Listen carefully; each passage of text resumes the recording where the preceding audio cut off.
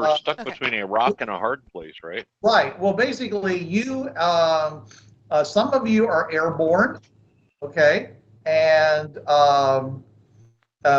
some of you are uh, okay. Up in the blimp.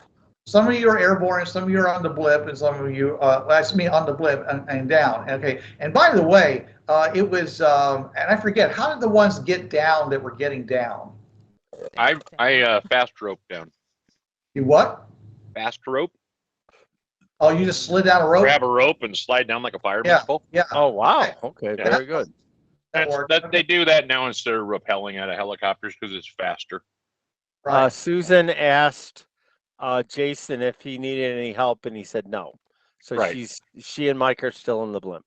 I didn't want to get too many people on the ground because getting back up is going to be a pain. Okay. All right.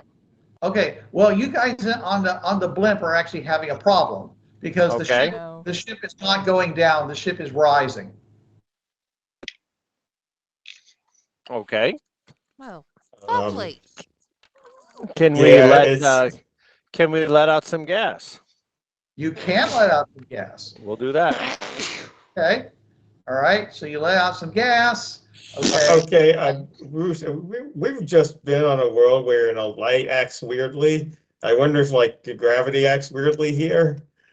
Take a object out of my pocket and drop it. Let's say a coin. Well, we just had a human being drop, so. Yeah. It falls down and hits the ground. Okay. I guess that doesn't really prove much. I mean, gravity does exist. Whether it works the way you're used to is a whole different story. Okay, so you guys let some gas out. Okay, and then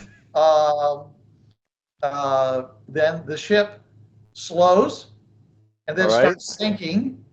Okay, very good. Okay, and then it stops. Well, actually, it then bobs up again, and then it starts sinking. It seems to be oscillating. Mike's like, what in the Why? hell? Yeah, it's acting very strange. It's acting very strange, but yeah, I mean, and you are descending. Okay, it's just that it's like you're, it doesn't make any sense about how fast you think you should be descending, because you start descending and then you bob up and then you start descending and then you bob up again, and it's just, but you slowly, you are working your way down to the ground. Okay. You guys want to land all the way? So it still seems like we've got gravity for big objects like balloons. Then are you trying to land the ship? Well, we have to get low enough to get you guys back up, so we're dropping a little lower, I guess. There's just me and you and Dragon Rider Angel. Petrova. Yeah. Angel P. That's why. G. Whatever. Yeah. All right. Okay. I got to get a piece of bread. All right. Yeah. How does Dom the Dragon look? Okay, for you guys down at the bottom, Dom has a whole bunch of scorching on his scales, as if he's been hit with some kind of high energy, like superheated gas or something like that. But it really hasn't caused that much damage to him. It's just more like the closest thing would be like a scorch, like on a scorch mark on cloth. So it's not. It would be like, as they say, it would be like somebody going and getting burned, a quick burn by an iron. But obviously these things were being used as weapons, and so either he's really resistant, or I mean, considering what you were thinking that you think the weapons would be able to do, Anyways, more interesting, of course, is the dead guys, the giants. And by giants, I mean they're like ogre-sized, and they're really Right. big and huge and massively muscled and things like that. And and they have these enormous clubs, which when you try to pick them up, I mean there's no way, you're just not picking them up. But they seem to be using them pretty effortlessly. All right. At least that's what Angel would tell you. Sure. She Okay. was there during this. You guys kind of showed up at the last minute. Right. Yeah. Okay. If you guys want to go and search around a little bit, and maybe check out some of the places you fire grenades and things like that. But you might also want to think about the fact that all this combat might have attracted other attention. You might want to do something because you do have a reading on Ronan. Oh, okay. His transmitter started working. All right. Susan will go down the rope and we'll check out the area where the ogres are. Mike will contact Ronan. Go ahead. Ronan, do you read? Breaker Sidewire, this is Party Pooper. Don't want to be right, y'all. Looks like we got cigar feeding the bears and chicken coop. Come on. I say, cannot have pardon? idiomatic English, You're too Ronan. out of range to get a clear message from you. I say it. English, but not They seem to be speaking unusual accents. some strange dialect here. I Does believe anyone he's been know what he struck in the just head. said? He may have a concussion. Okay. He actually has been struck on the head, and he does have a. All right. Then Can Oh, so I he's even get a more lock delusional. on Ronan's communicator? What? Okay, Bruce, can Mike get a lock on Ronan's communicator? Yeah, that's the whole point of him having a location beacon. All right, okay. Where is he? That way. That one. Yay! is it Okay. like towards the tower? I mean, we're almost at the tower anyway. He's over there. It's definitely away from the tower. Okay. Okay. It's actually on the other side. Well, actually, it is toward the tower right now. Yeah. It actually It is. is? Toward the tower. Yeah. Yeah. Okay. Mike communicates that to the party. Ronan's on comms and his current location. Over that He's way. not on comms. He's sending a signal. Okay, his signal is that way. I'm going to see if I can tend to the wounds on the dragon and if we can get him airborne again. Like patch the tears with steri strips or glue or surgical glue. Sure. His tears in his wings. Make Yeah. your veterinary roll. Yeah. Give him By the way, Angel, Dom is going to tell you on your mind, like rather ruefully, that I was saving up, my fire, for an important occasion, and I had to use it, so I don't have that anymore. Remember all that fire he was blowing all around against Yeah. those guys? Yeah, he used up his flame blast. Okay. Sorry, buddy. Well, sorry for you. Yeah. No, sorry for I'm making sure him. Sorry for I'm making sure- him use it. I'm sure. Well, I'm sorry you made me use it too. Says, but we got some of them. Yeah. Should I eat them? If you want to. Because he has been eating people. By the Yeah. way, I'm not stopping him. Just humans don't. are on the menu. At least they have been ever since they got into a war situation. Yeah. Ogre burger. Yeah. Yeah, So, and he's hungry. He's like a lot of hungry. So he goes over and he starts noshing down, and he basically tells you they don't look good, but they taste good. No allies. Remember that. So I'm sitting here trying to work on his wings and he's like moving around. I'm like, God, You- will you stop? You feel the judgment coming from Dom to you, Angel. It's like he says, it says, I understand, this isn't, he says, we had to work it out, but it's worked out. Okay. Susan has a D12 strength. When she tried to pick up the club, it's unwieldy or too heavy for her. Okay. She is capable of lifting it. Okay. But it's like I said, it's got this big long handle. It's got this big weight on the end of it. Are you trying to just lift the head of it, or are you trying to lift it from the thing?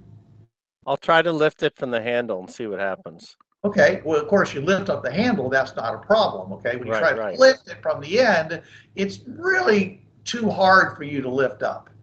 Do you want to try anything else?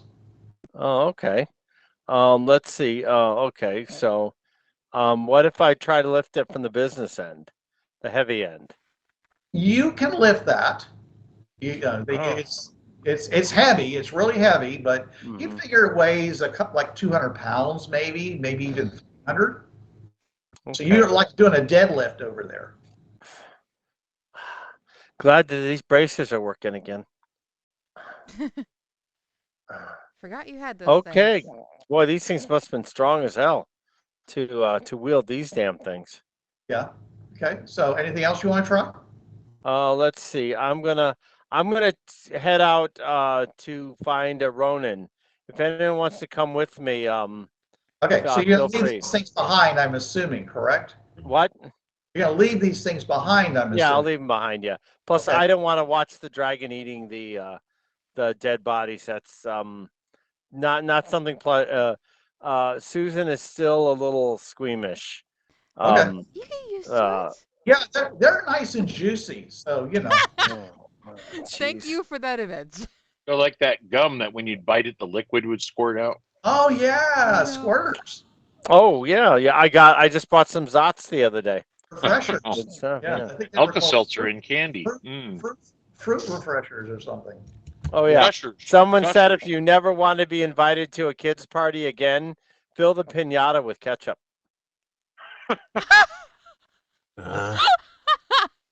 Ketchup and deviled ham. All right. Yeah. So, well, if you really want to do that, just smear everything with white salsa. White. There you go. White. What was it? It's not salsa. It's the other thing, the cheesy thing. Cheese whiz? No. It's the stuff that in Mexican food. It's white and. Queso fresca? Queso. Yeah, smear everything with white queso. Oh, there you go. More fun. All right, so... It looks like something, so All right. Chenwei, you want to come with me? I guess, sure. You guys are going to walk there? Yeah, we're going to walk to Ronan's location. How far is it? Like a mile or like 20 miles? Was Mike able to get a approximate distance or no? No, it's too. It's that way. It's definitely too far for you to get that kind of a distance to it. Well, 10 miles. As long as it's within 10 miles, we should be able to. Okay, I'm not going to say no, but I just don't understand why you're leaving the airship when we were going to try to get back on and go. Oh, okay. I didn't know. The airship's been acting funny. Yes, it has been. It's been going up and down as we are descending. We descend, it goes back up. We descend, it goes back up. Terrible. Huh. Don't know what the hell's going on.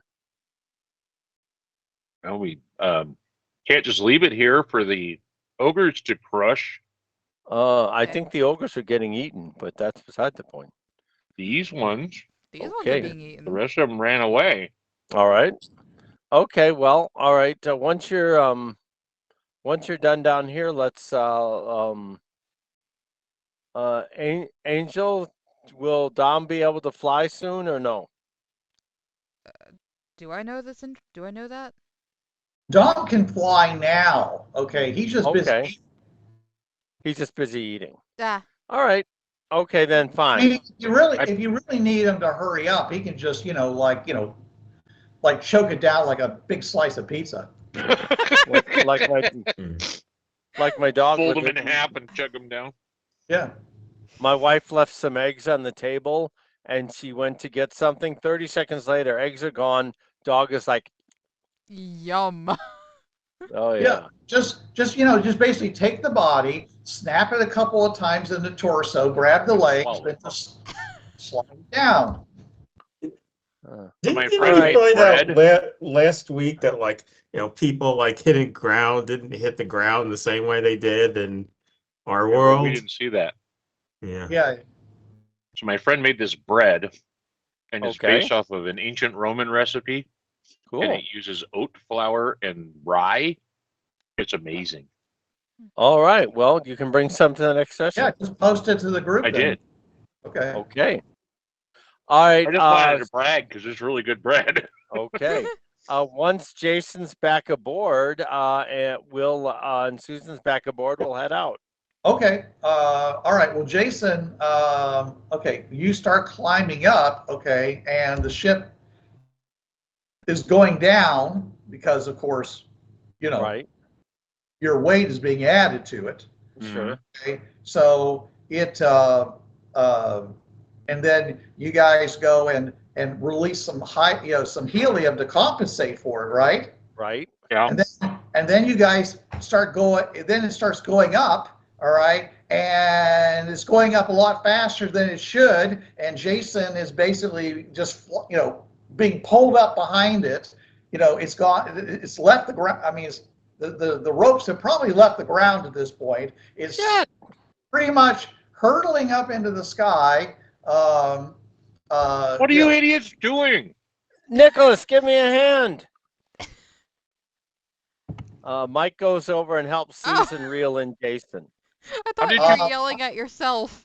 All right, are you No. going to go and try to release some of that helium to compensate? If no one will, Angelica will. Okay. No. Ain't ship? Oh, on the ship? Yeah. Okay. Yeah. Is that Yeah, what now they're all playing multiple are you personalities. going to do that? Okay. So are you going to do that? It's rough. It sure is. Right.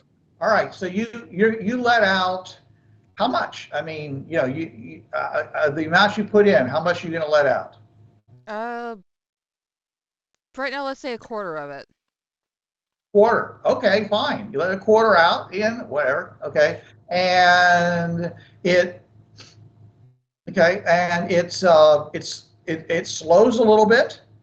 It slows it, and then it starts going down. Okay. Shit. And and as it goes down, okay, it starts going down faster. Okay, and at which point, are you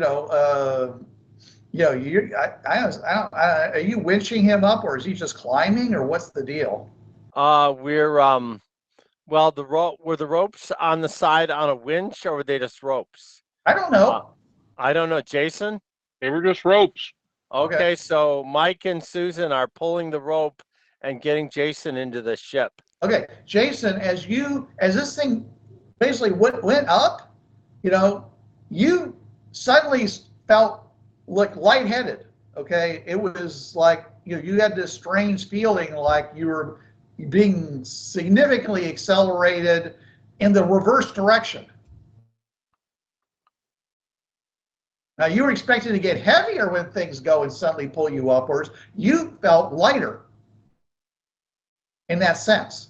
You know what I'm talking about? Kind of, sort of, yeah. When Like when you're on that ride at the put the fair. brakes on, and all of a sudden, it's Right. okay. Like if you Object jump of out of motion the cannot be plane. stopped. Yeah.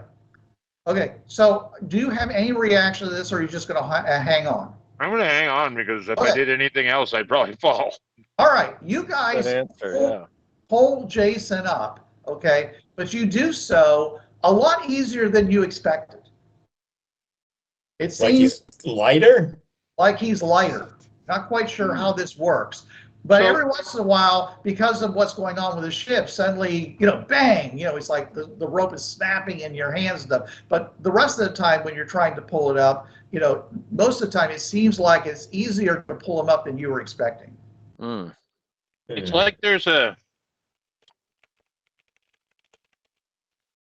like if you accelerate upward, it doubles it, and then if you start going down, it speeds it back up too. It's like an inertia thing.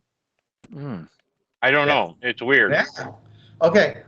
Angel, since apparently you're paying attention to what's going on, okay, the ship is bobbing up and down like I mentioned, but it's heading lower.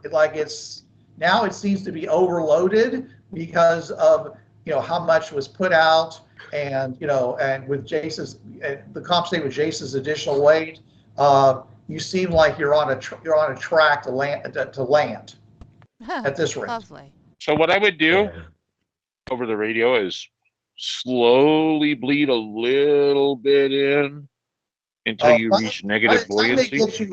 By the time they get you up, Jason, I'm pretty sure that you would have already crashed into the ground if that's what's happening. So that's why I'm talking to Angel. Okay. Oh. So, do you have any reaction to this other than just hold on? Try to do what we can. So I guess. Sorry, I'm kind of metagaming here with that suggestion, but okay. I will slowly bleed a little in to hopefully stop us. So you're going to try to just bleed in a little bit of helium at a time to try to add. Yes. So because you're afraid you're going to crash into the ground. Yep. Right. Okay. All right. Give me a piloting check, Angelica. Oh, lovely.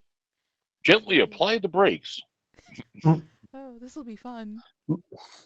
Air brake. Joe's the person that doesn't have the skill. Yep. What is Chen Wei doing? I don't Where's know. Meditating in midair. I mean, are all exactly a 4. What, all three were climbing up at the same time? I don't think I would be. You didn't get out of the ship. I think you No, left. I thought I was with the dragon. Okay, so I'm saying it's that you went down first, Jason, but I think other people did too. Okay. I didn't know who went where, but Yeah. So, anyways, I'm saying everybody who's been on the ship has been fighting this thing ever since. Okay. Right. So I'm just saying is I think that right now Mike and Ken are Mike and Chen Wei are still on the ground. Because Mike never got off the ship. Susan did, but she was in the process of going back before Jason got back on the ship. Okay, then Susan is still on the ground because Jason, as far as I know, was the first up. Okay, all right. So Mike's helping pull up Jason. Susan's still on the ground. Okay. I can handle that. So Mike, like I said, is that you thought this was going to be really hard to do, and because he's a big guy, but it turned out to be a lot easier than you expected, which is you're like, well, I feel very buff, I guess. Or Mike says, I'm stronger than I think, or someone's screwing with gravity. Yeah, which is much more dangerous. And Jason is definitely getting this whole vertigo thing going on and off with this. So I'm gonna hurl. Yeah. I almost said last session. Yeah. All right, so you two are down there, kind of not actually watch unless you finally got your vision goggles working. You're just kind of like. You can't see this. This is all happening up in the air. So anyways, you're still down there with Dom, and the flames probably have pretty much died out at this point. So if you want to crank some flashlights, I mean, if you have any hand cranking kind of stuff, you can still get your equipment going. You were using your mechanical, drivetrain to basically run a generator, and it was charging up your equipment, which is why you were able to get some of the stuff working for you. But I'm just saying is that right now you guys are really not really well charged up with all your equipment, so it's all based on human energy. So I'm just saying is that you might want to crank any hand crankers you might have or whatever. Yeah. Susan cranks her hand crank flashlight. So I'm saying at this point, if you want to fly with Dom and Dom wants to make this attempt again, it's up to him. He wasn't successful flying the last time, okay? Yeah. And by the way, the entire ground is soaked. All right, this storm is basically, while you've been there, has disappeared, and the whole area around is basically, was actually pretty clear because of the rain. Now the fog is beginning to rise, and Oh, wow. it's very hard to see anything. The fog is getting thicker, and Leon's getting larger. That's one of my brother's All right, catchphrases. so I need you guys. I mean, the guys on the ground. Just Okay. What are you doing? Okay, wait for Susan is waiting for the blimp to come back down so they can climb up. So she's waiting patiently. Okay. All right. Chen Wei is with me. Okay, Chen Wei's with you. Yeah. Okay. Okay. All right. Angelica, what are you doing? Angelica is on the blimp. I'm sorry, Angel. I'm sorry, Angel. Yeah, I'm doing the ground first. Angel, what are you doing? I'm gonna go over to the others if I can even find them. I'm pretty sure I can. Well, they're nearby. They're nearby. Okay. You guys just want to go with me so we don't have to wait for that? They were examining Dom and trying to do first aid, and also checking out the hammer and the dead giants. Right, yeah. They were right there. Oh yeah. Yeah, you guys just sure, Angel, if Chen Wei wants to too. Yeah, and because of your link, Dom, you can see what he sees, and therefore he has excellent vision at night. All right. I asked Angel, is your dragon friend having trouble flying aside from his injuries? He hasn't made an attempt yet. The second attempt. He did initially and did not succeed. He did initially and did not I succeed. mean, aside from his crashing onto the ground, remember? Yeah. Aside from an injury, because the balloon acted sort of weird when it was flying. Still is. And then, Still yeah. is. Yeah. I mean, it's always worth a shot if you're willing to hold on for a second. Or go All with right, and try let's No, it. I mean, aboard. I'm not saying fly right now because we need to fly. I'm saying there's something wrong with how flying works here. Fly, you The fool. balloon is acting weirdly. Is it affecting him too? Well, there's only one way to find out. All right, I'll climb aboard. Okay. Chen Wei, you coming? And she's holding. Yeah. Angel's holding the hand out for him. I guess I get on. All You're right. suggesting that I ride the dragon, or It's better than. Would you rather stay on the ground? no? Smart man. Then quit complaining. All right. Quit All complaining. right, Chen Wei, are you going to do anything to to make sure you don't fall off? I don't know. Did you put a seat on him, or There is a seat on it. There is. Yeah, At then least I will. At least Susan can hold on to me. Then I will fasten my seatbelt. Okay. Okay. All right. I will. All right. Okay, go ahead. All right. So, All right. So I guess we're trying this again. all right. I'm gonna try this. More fun for everyone. Okay. That's Faye. I don't need Faye. I need Petrova. Okay. Oh, let's roll that. Why does the song split the party, split the party, split the party come to mind? Okay. Dom goes and holds his wings out, okay, and starts running and starts flapping, and he basically snaps up into the air, does a flip over, and belly flops back down on the ground again. Shit. Well, at least it was a belly flop. Yeah, I was rolling to see whether he landed upright. That was important for the drive. That would be fairly important. Yeah, and he Fairly does. important. He Bam! lands on his back end. Okay. I'm going to go ahead and roll a Are you bigger shot okay? than that.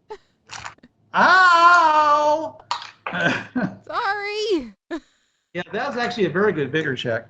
Okay, yeah, no, damn, ow. I haven't flown this work since I was a fledgling. Something's wrong. I don't know why. Hey, Things, it's things are okay. unreal.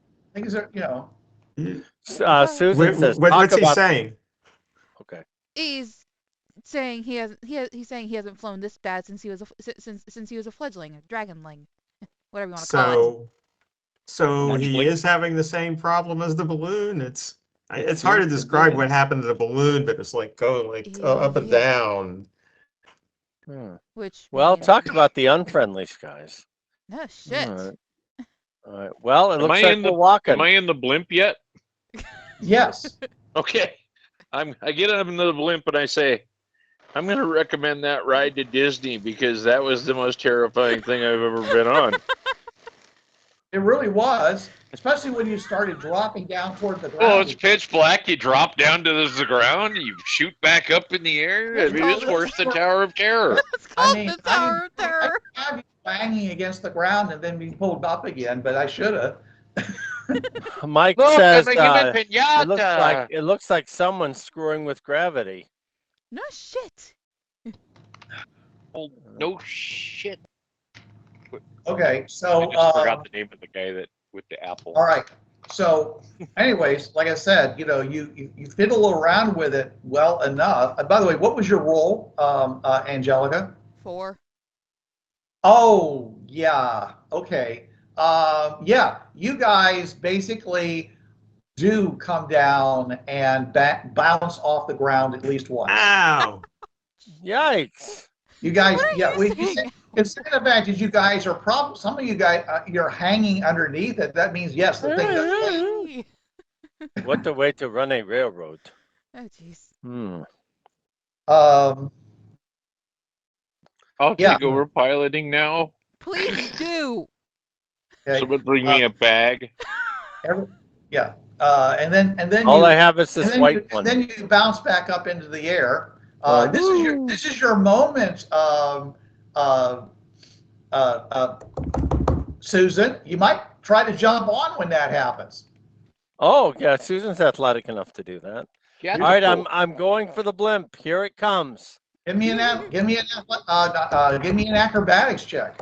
All right, Susan. Are you going for the porthole or the aft hole? Oh golly.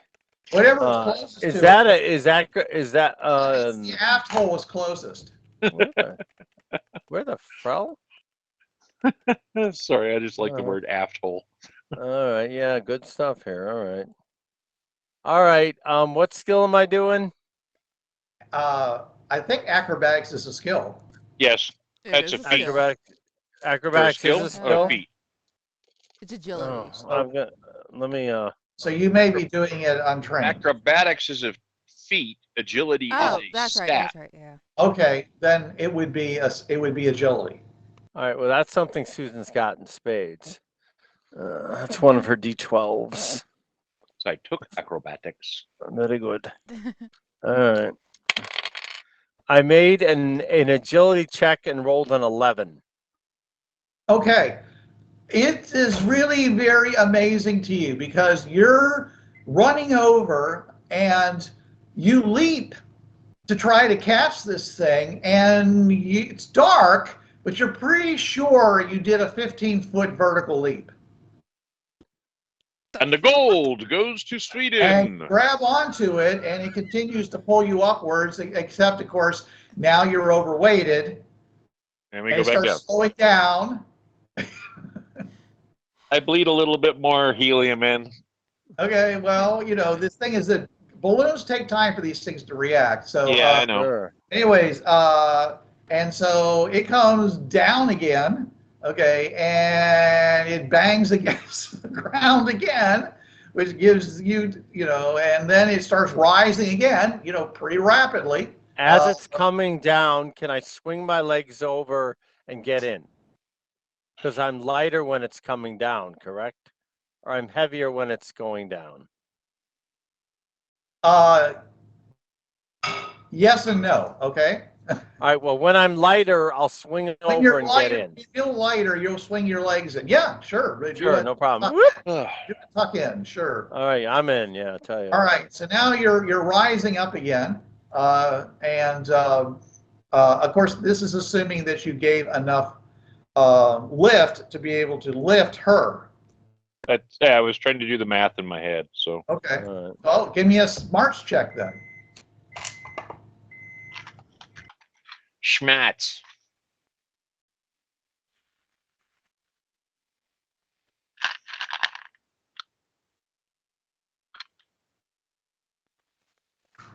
While he's doing that, Susan says, "The dragon's broken. He can't fly anymore." That's an insult. I thought he had like problems like the balloon had problems. It's most likely what it is. What? I said that's most likely what it is. The balloon had problems flying. I got a 10. Very I don't good. think the balloon got broken. Okay. Well, that's It's very just good. flying doesn't work very well All here. right. So what happens is that you bleed it in, and the things, okay, it starts rising, okay, and it's and it slow, it starts rising slowly, but going faster and faster as it rises. Oh, geez. Okay, and so Well, I'm going to start work. Mike will start working the motor to get us moving forward in the correct direction. okay, Yeah. all right. Okay. All right. As you start pumping away, okay, the ship starts rising even more. I think if we get out of the area, we should be okay. We'll says see. Mike. Okay. All right. What is going on with Angel and the dragon? Well, that's and up to Chen them Wei. to tell me now. We'll go back. Okay, first, let me ask one thing. Okay, so Ronan, okay, you have had some communication with them, and you probably, so I'm just saying is that, do you want to try to track their communication and go in their direction, or you just want to sit there and hope they find you? Because, you do have I will try to track their location. Are you eating And once pizza you do- and cereal? And once you do, are you going I to just had pizza. head in that direction or what? Yes, I'm going to be heading towards them. Okay, all right. And are you just going to walk that way? Not like I can do. Do you have another recommendation? I Yeah, just take your want motorcycle. to know if you're going to hurry or whether you're just going to stroll in that way direction. I want to get some kind of an idea of how long it's going to take. Fast walking. Fast walking. Like the way I would go fast walk through class to avoid bullies. Okay, Do we know his location is changing? probably not. I'm not paying attention to it. He's kind of going on a straight line toward you guys, so I don't see why that would you're not getting much. I mean, your equipment isn't giving you much of a Doppler effect. Okay. Anyways, so at least not at this range. All right, so you're moving that direction. All right. Well, okay. We'll get back to you.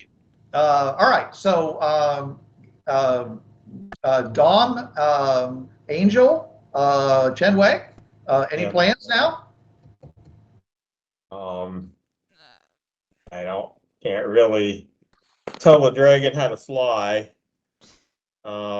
Dragon's not real eager to try that Yeah. again, Yeah, no. especially not in the dark like this. Yeah. Yeah, no. The ground is very unpleasant, by the way. It's all clay and jagged rocks and things like that. There's no plants growing here. It's literally dead. It's just like being on some hellscape. Anybody got a tracker? You Ronan? can't see anything. Okay. Even with Zen provision, you really can't see.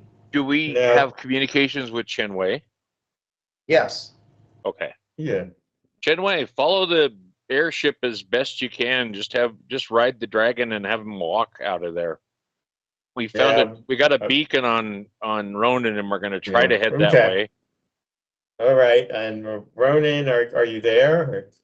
I mean, you said something weird before. I didn't understand it. I believe what he said was. Yeah, but it sounded like some kind of local slang thing. Well, we couldn't understand him, is what Bruce basically translated it. It was too far away for us to really. So I'll say, Ronan, are you there? Can you hear us now? Can you hear me now? And he's eating food.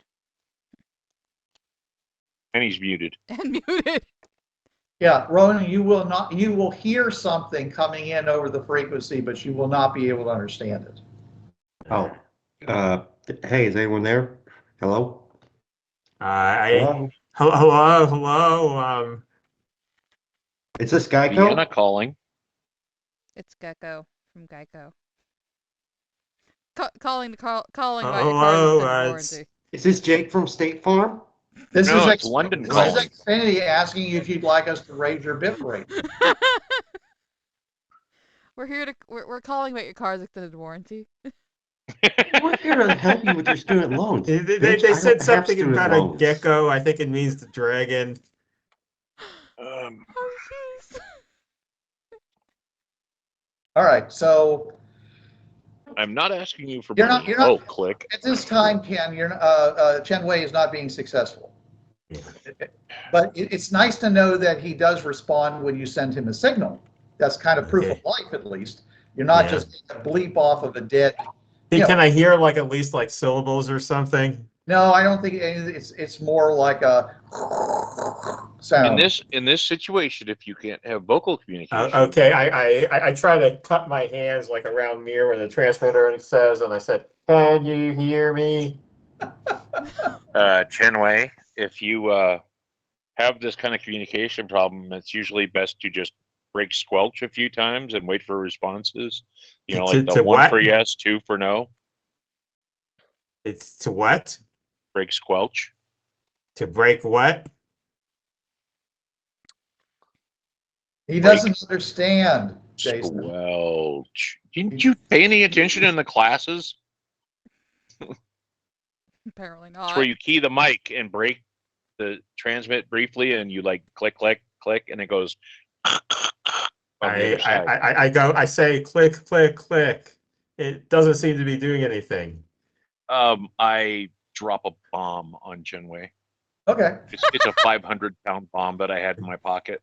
Yeah, I don't think so. All right. Yeah, Cool. And the I deflect missiles back airship at him. crashes into the ground, except it actually goes upward even faster.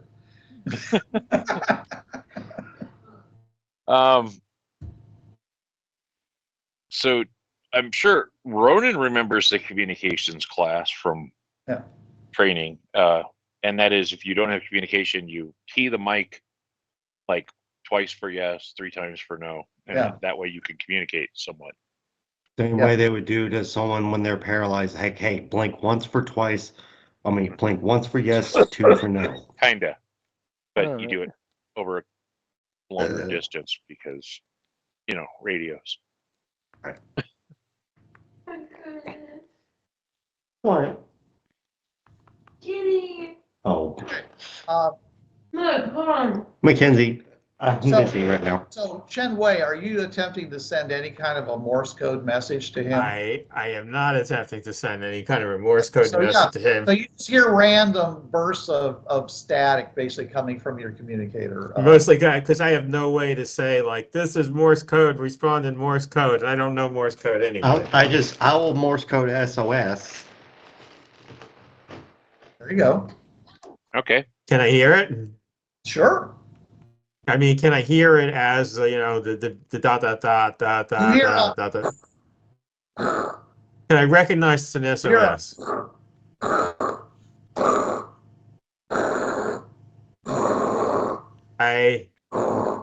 It doesn't sound good. Pretty short. I think it's an SOS. He's in trouble. SOS. He's in trouble. All right. We better get to him. He's in trouble. Okay. All right. Okay. Mike, the airship is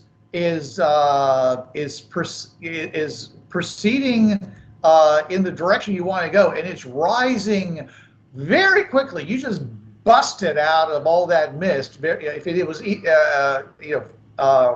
and you're just going up. Unfortunately, there's no stars and moon or anything like that, so you're rising in complete blackness. But very importantly, okay, in the distance, you can see all these little areas of light, in the mist. These jewel-like areas of light. Okay, each one of them with a big bright light centering in the center of them. They're all in kind of a, well, they're not in an exact circle, but they're all some distance away from the wizard's tower, okay, at different distances, and they're all different color lights, except for the big bright light is in the center of each of them. That's a really bright light. But you're rising up, so it's like the direction that you think you're supposed to be going appears to be toward the blue jewelish light that's in the distance. Do I remember Ronan talking about blue anything? He was too far away for you to have any kind of vocal communication. We did communicate with him last adventure. We talked to him for a little bit. Yes, he was closer, and I don't know if he mentioned it. I don't remember. Chuck doesn't remember him mentioning it, so. Yeah, I don't know. Okay, fine. Yeah. All right. Yeah. Okay, Jason, we're getting too high. Yeah, I'm sure he mentioned something about a wizard, but that was, Yeah, I remember him. Yeah, okay. All right. And she's taking me, to see the wizard, The wonderful wizard of blue. Yeah, I'm not sure about. I don't think he mentioned the color. True. Jason, see if you can bring us down a little bit. Okay. Don't crank so fast. All right, slowing down. And we're going to try to stabilize. Okay, you are continuing to rise, and the only way there's only two ways not to rise. Okay, one is to let out gas, so you're overweight. Okay. All right. Or you could attempt to change your angle of attack of your control surfaces and try to kind of pump down. All right. So I will. Go ahead. I will lead a little bit of helium and whatever control surfaces that they have for blimps. I mean, I know there are some, like they have a rudder and stuff like that. We'll adjust the elevators so we're nose down. Well, not nose down per se, but we will try to get to a point where we're at a negative, add some negative buoyancy and. Sounds good. 10-degree down bubble. 10-degree down bubble. All right. All right, go ahead and give me another piloting check, because this is difficult. Okay. Can I assist? I don't know if he can. I don't think he can, what he's doing. Okay. All right. He can assist as far as working with them to try to change the amount of pumping you're doing to the propeller. Yeah. Okay, I rolled my hero dice got a 6, then it rolled a 6, and I got a 5. So very good. +2 right. for piloting, and that is 19. Wow. Nice. It's difficult, so I'm not sure what the target number was. Yeah.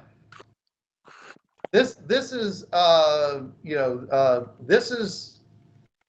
very difficult to do. This is very, you're, again, like I said, you're basically getting wild changes and things like that, and things don't seem to be very intuitive at all. Okay, give Mike and Jason, give me intelligence checks. All right. D4 -3 here.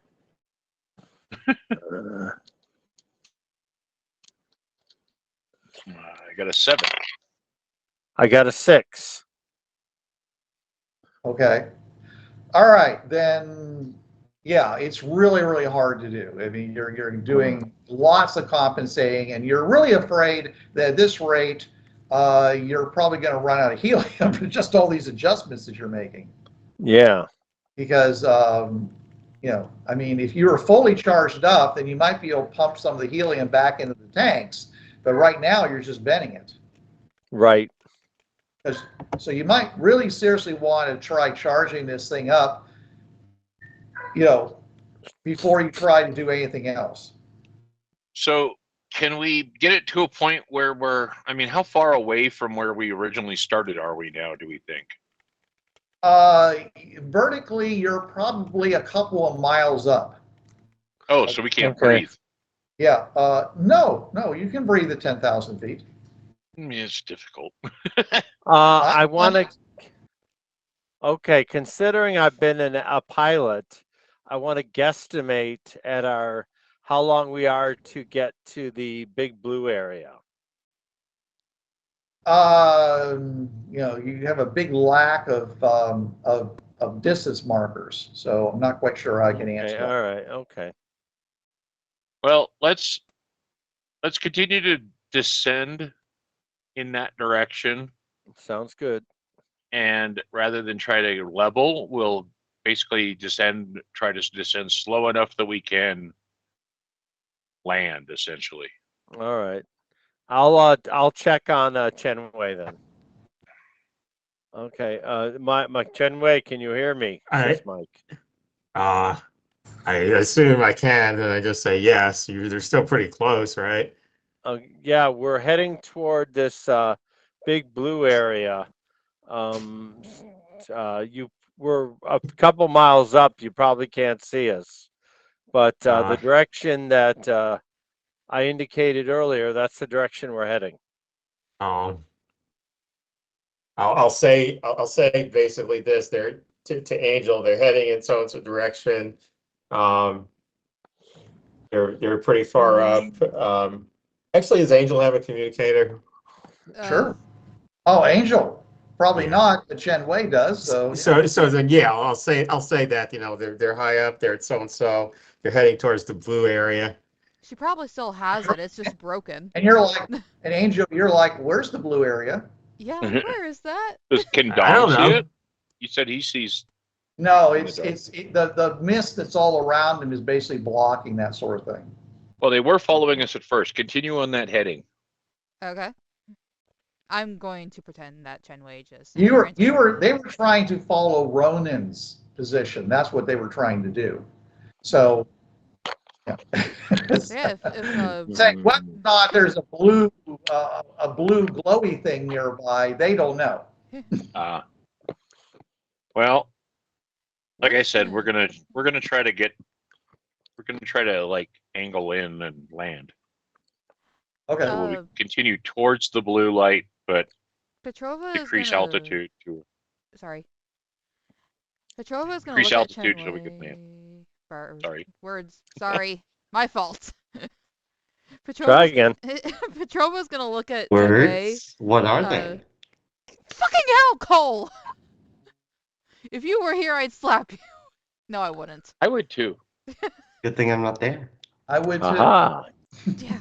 Anyway, Petrova is going to look at Chen Wei. It's hey, tell them we're going to try and follow Ronan's position.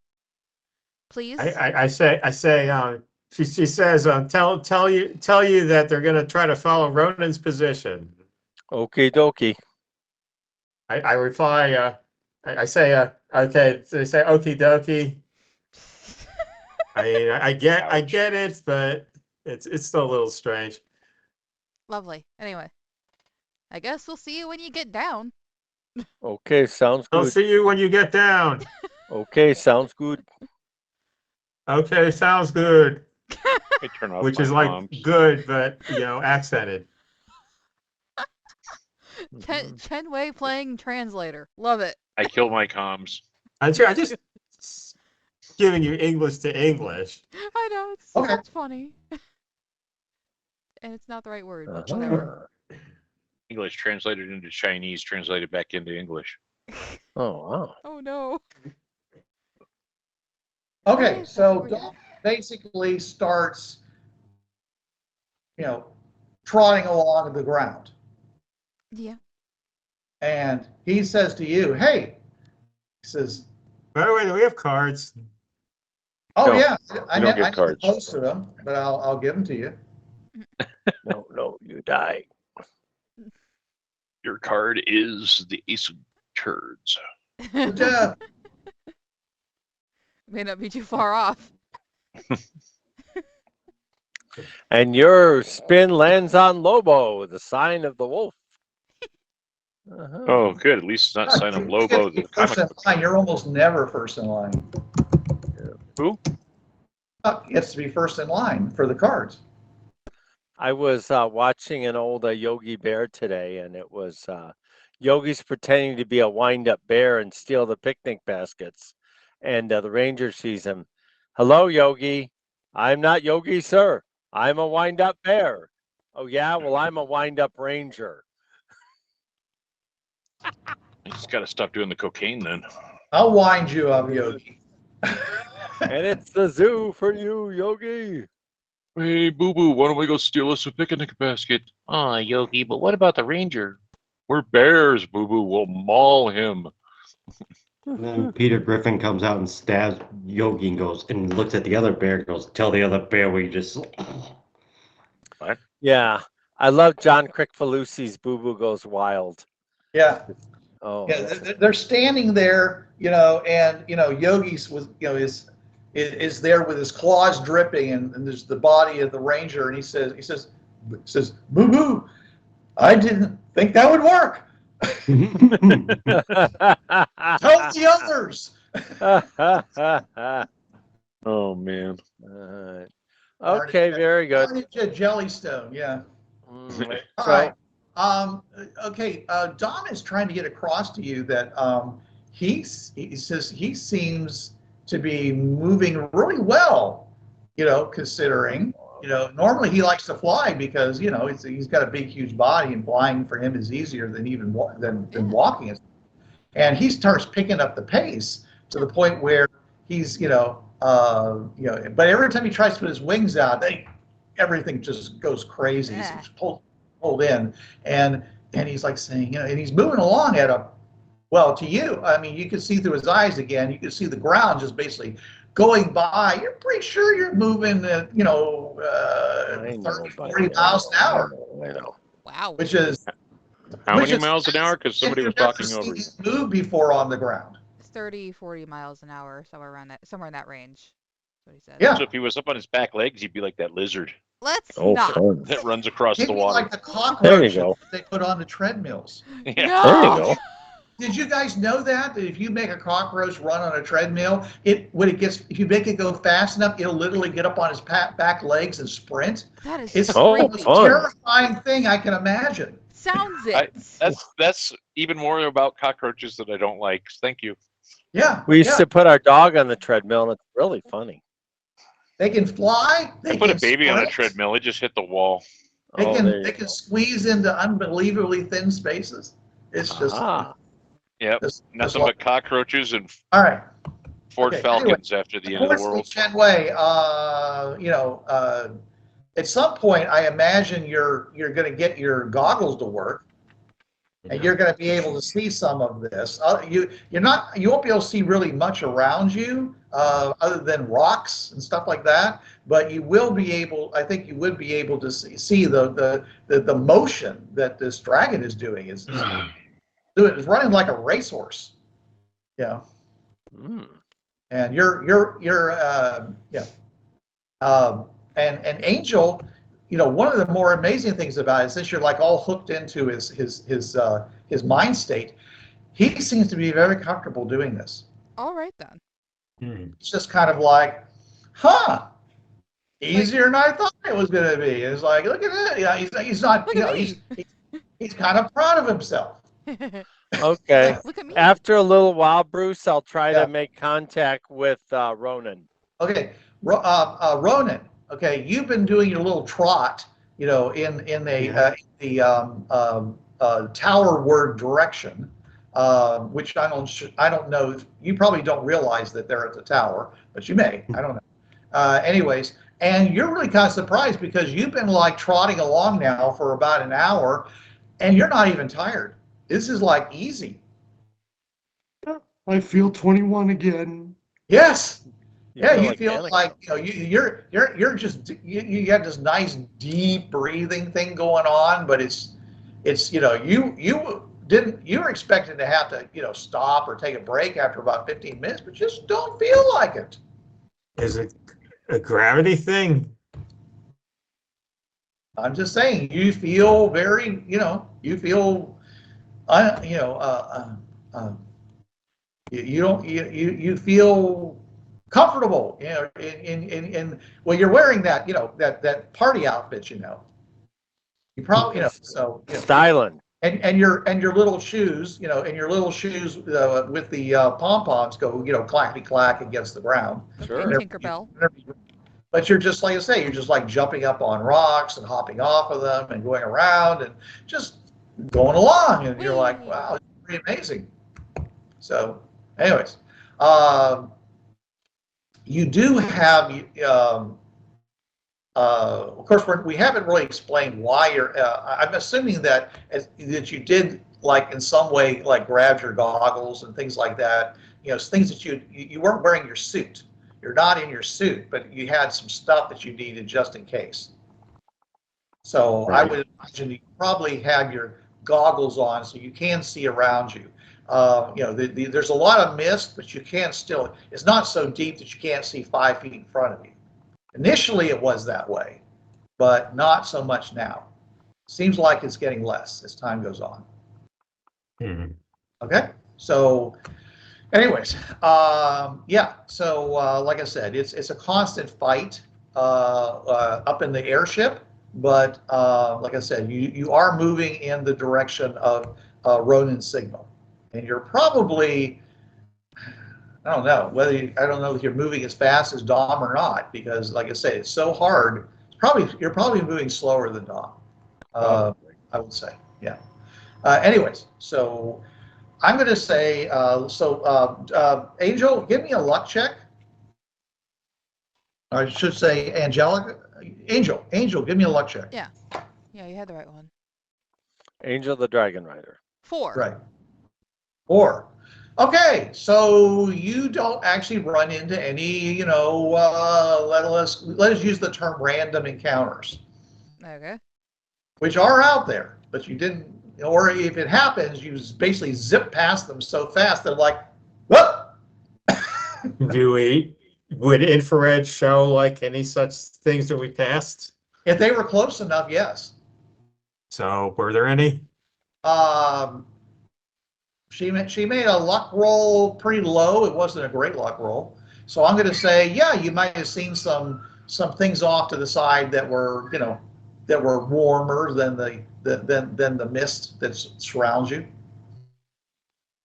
Okay. But you're not quite sure what they were. You're, like I say, you're moving pretty fast. So the resolution, and it is, he's moved. He's not like, it's not completely flat. Oh gosh, did I just do something wrong?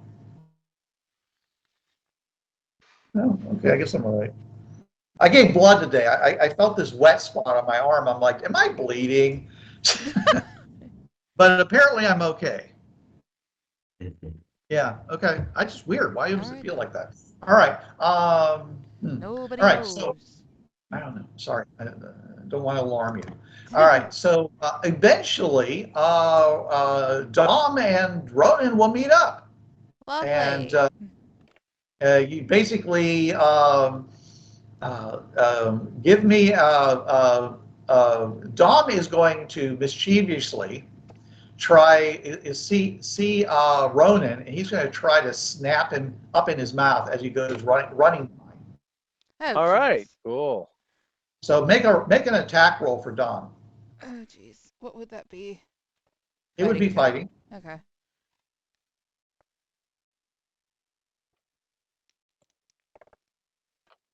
Uh, 5. Okay. All right. Ronan, what is your parry?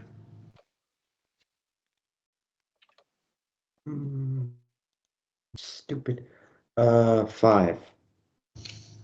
Okay. Suddenly, out of the mist is a very large object. Some kind of monstrous creature comes racing towards you at a really fast speed. You just have a moment to, before you realize it's on you. It snaps its head down at you, and you suddenly realize it has grabbed you in its mouth. Any reaction? Holy shit. Any reaction? Holy shit. I'm going to resist. How are you going to resist? It basically has had a big mouth, and it's like you're one action away from being swallowed, or chewed. Fire. Throw a grenade down its mouth. Do you have any reaction to this at all, other than just say "Holy shit"? I will. I have one. All right. Based on your reaction and the fact that you don't have anything to react to, give me a spirit check to see if you have basically lost your action and are shaken due to fear. Actually, I was going to shove a plasma grenade down his throat. Oh, jeez. Well, I don't think you're carrying that in your hand, so, but you can try. Well, first give me a check. 5. 5. Okay, so yes, you could try to toss a plasma grenade down his throat. But of course, you're in spell. Hold on, let me plug in my charger. That might not be good for you either. Hold on. Once he puts the grenade down in his mouth, he'll use duct tape. Say that again? Go ahead, Bruce. I was just simply reminding Ronan that you are in his mouth, therefore its mouth, therefore shoving a grenade anywhere inside that area might not be good for you either. I will shove it I will throw it down his throat, it will go down. It's not like the tunnel of love, okay? There's a tongue, there's, I mean, if you're going to wait for it to swallow you, then yeah, sure, go ahead. But okay, then I will shoot into its mouth. You're going to what? I'm going to shoot its mouth. So you're going to pull a gun out and shoot it in its mouth. Okay, go ahead. Okay, pull a gun out. Oh, that explodes. 9. Okay. Okay, you fire your gun. There's a really loud explosion because of the gunfire in the enclosed area. So he carries pretty big guns. Okay, and Dom stops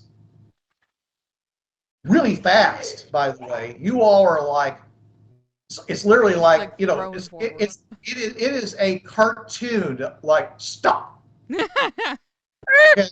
The strange thing is that you guys don't feel like you're about to be thrown off of him any more than you normally would be. It's almost like he stops, you stop, you're like, what just happened? All right?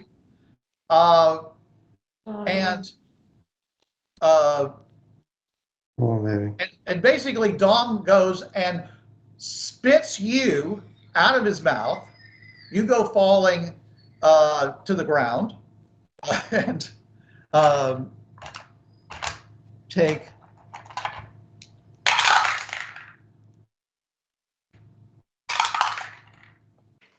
okay, that's 8 points of that's 8 points of damage. What's your armor? None. You have no armor. What's your toughness? Toughness. Where do I look for that? Toughness. It's under toughness. It's one of the I yell, he's a friend, don't eat him. Oh, it says bite his little head off. It says I do have armor 7 with armor 7. You don't. You're not wearing it, Cole. You're wearing a party outfit. Oh yeah. 5. 5. Okay. So I said that was 8 points of damage. 5, 3. Okay. So you didn't take a wound, but you are shaken. Okay. You basically crash into the ground and you are shaken. Okay. You can, if you want to, take use one of your bennies to remove the shaking condition, or you can wait until it's your turn, in which case you can try to make a spirit check to remove the condition that way. What is your choice? Take the easy way out and use a Benny. Okay, you used up one of your bennies. Get my dice. Okay, give me a notice check. 4.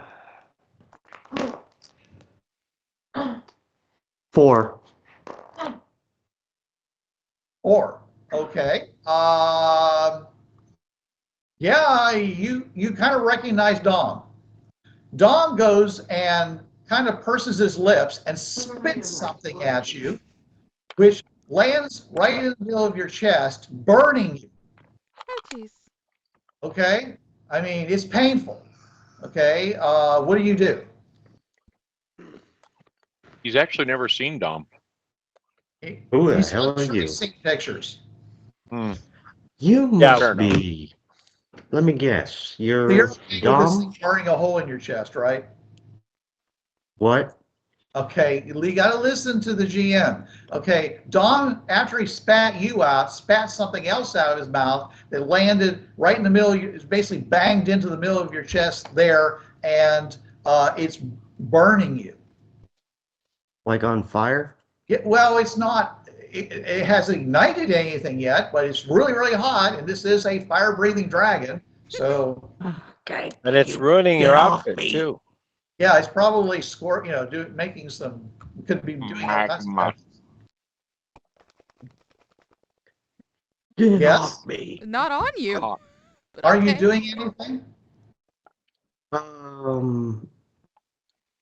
I guess I'm gonna get up, and like try to. What can I get that could treat this burning sensation? You want to remove the object. It's still sitting on your chest, sir. I'll get it off me. Yes. Then get it off yourself. Yeah, what are you doing? You gonna brush it off? You pull over? What are you gonna do? What? How are you getting it off you? Remove it? How are you removing it? Like toss it aside? Okay, so you pick it up with your hand, which burns your hand, but you get it off you and it falls to the ground. Yeah. Okay, there's an object that you grabbed and it falls to the ground. Small, very hot object. What the hell is that? Oh no, you're kind of busy with the dragon, but you can check it out if you'd rather. No. It's like, take your pick. Then I face my dragon and I prepare the plasma grenade. Okay, so now you're gonna pull a plasma grenade out? Okay. Okay, Angel, Dom says, that wasn't as fun as I thought it would be. But then he goes and sees, wait a second, he's pulling one of those grenade things out. He says, I say, don't.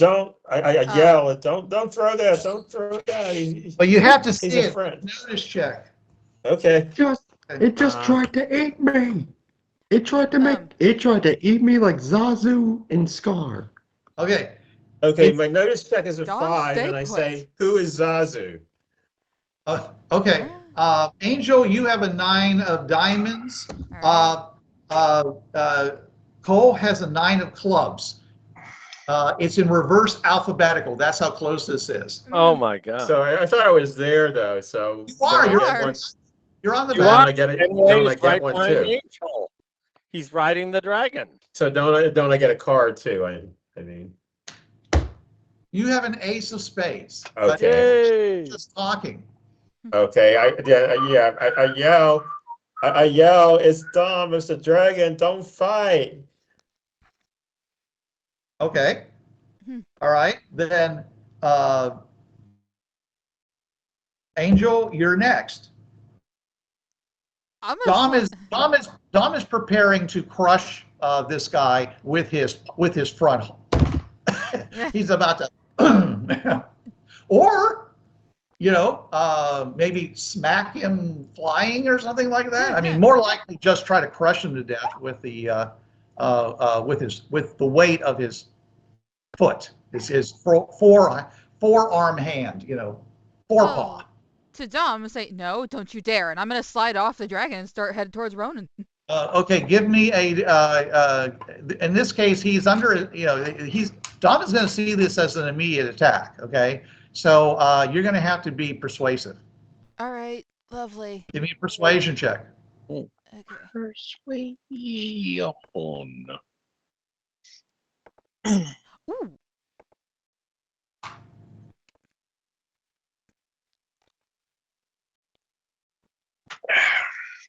14 for persuasion.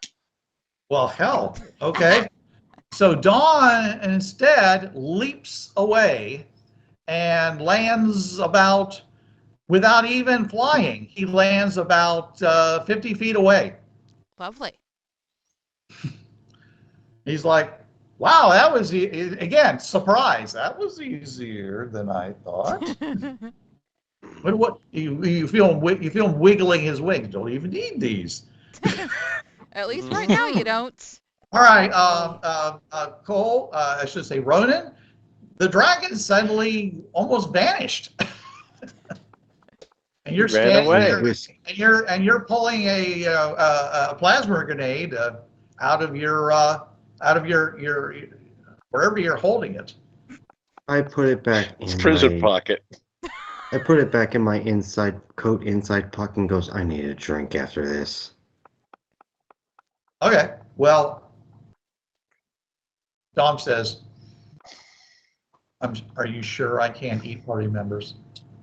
I am definitely sure. Unfortunately, they need that one alive.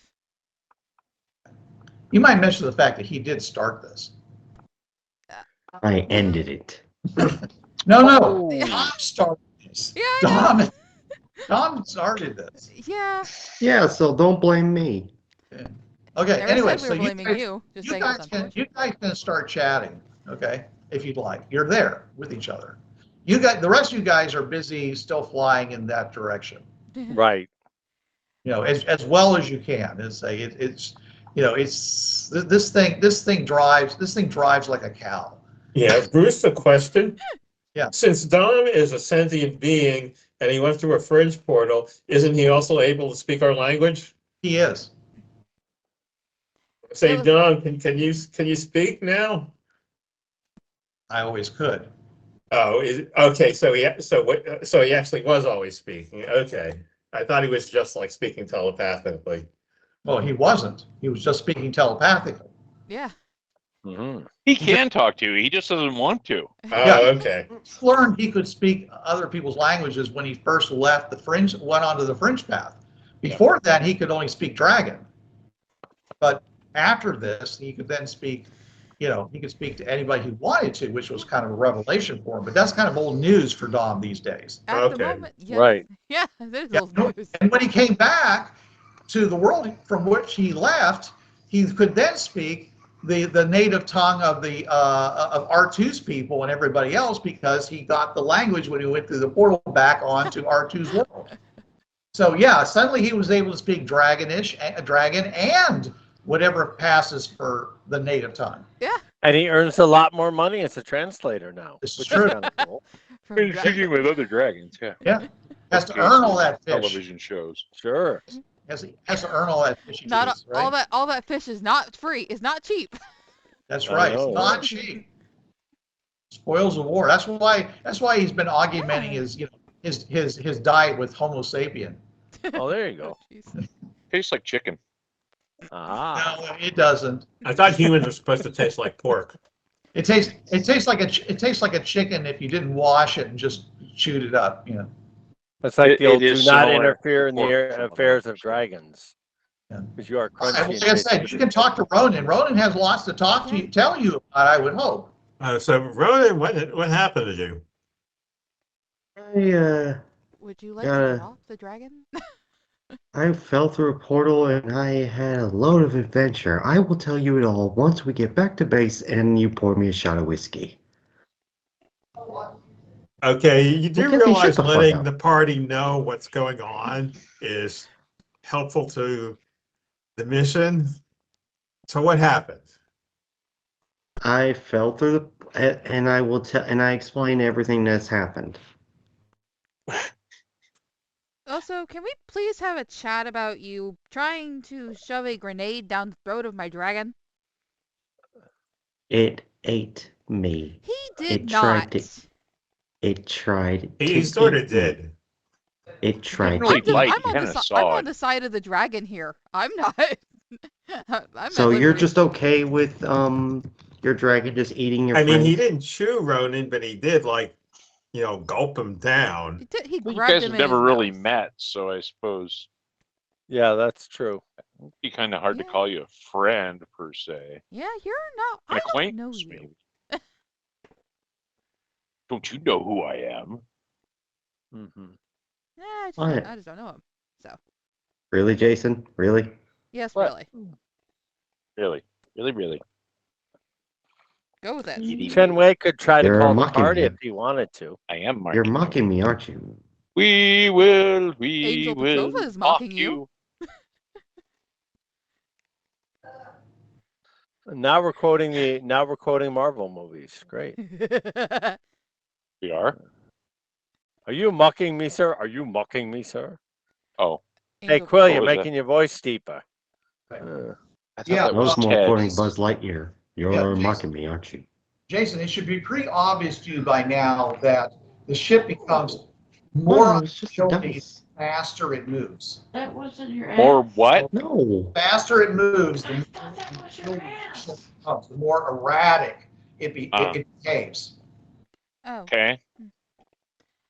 Hey, Chen Wei, are you gonna let them know that? Are you gonna let the others know that we found Ronan before I kill him? You can't communicate with the ship yet. Let me Okay. get drunk before They you have to be kill me. within 5 miles of you before they're actually going to be able to talk like talk. Okay. Apparently, I we can't picked the I worst can't get him on the possible way. communicators. But if you guys want to try that Morse code thing, you're welcome to try it.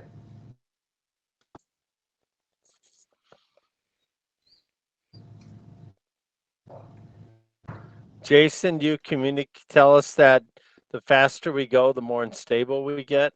Of course I do. Okay. Do you want me to slow down, Jason?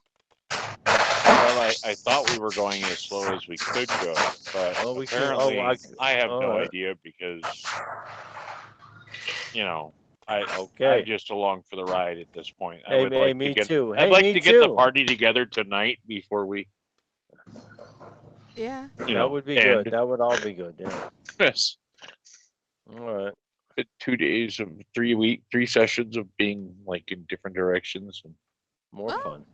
We got 0 accomplished. we got 2 groups together, so we just need a third. Would you? Yep. Then we'll be all set. But apparently, this ship idea was the worst thing ever that we wasted time on. It isn't. It's you're going to find out as time goes on that there's just some serious gotchas that you might be able to iron them out in the long term. In the short term, there is a serious problem. But the good thing is that you are in the air. Yay! For now. You're in the air and you're not dead. So. Until we crash and die. But we didn't use hydrogen. Oh, that'd be a lot of fun. I said I cast fireball. Well, used myself. You might end up needing that before we're done. Well, we'll see. If we can ever get to them. I have no idea where they are, how far away they are. But you're still tracking. You're still tracking his tracker, so you know you're going in the right direction. Okay. Beep. Beep. I'm Sputnik. Beep. Okay. Yep, there you go. Are you done talking? I've seen that. Can we hear the beeps? Maybe. I mean, if he's doing that thing where he's basically turning it off and on and off and on, then yeah, you are hearing that. They're beeping. It doesn't say much. Wait, if we're tracking Ronan by locator, they could track us the same way. This is true. Okay. No one said they're doing that though. Okay, that's true. Okay. We definitely have our locator on as well.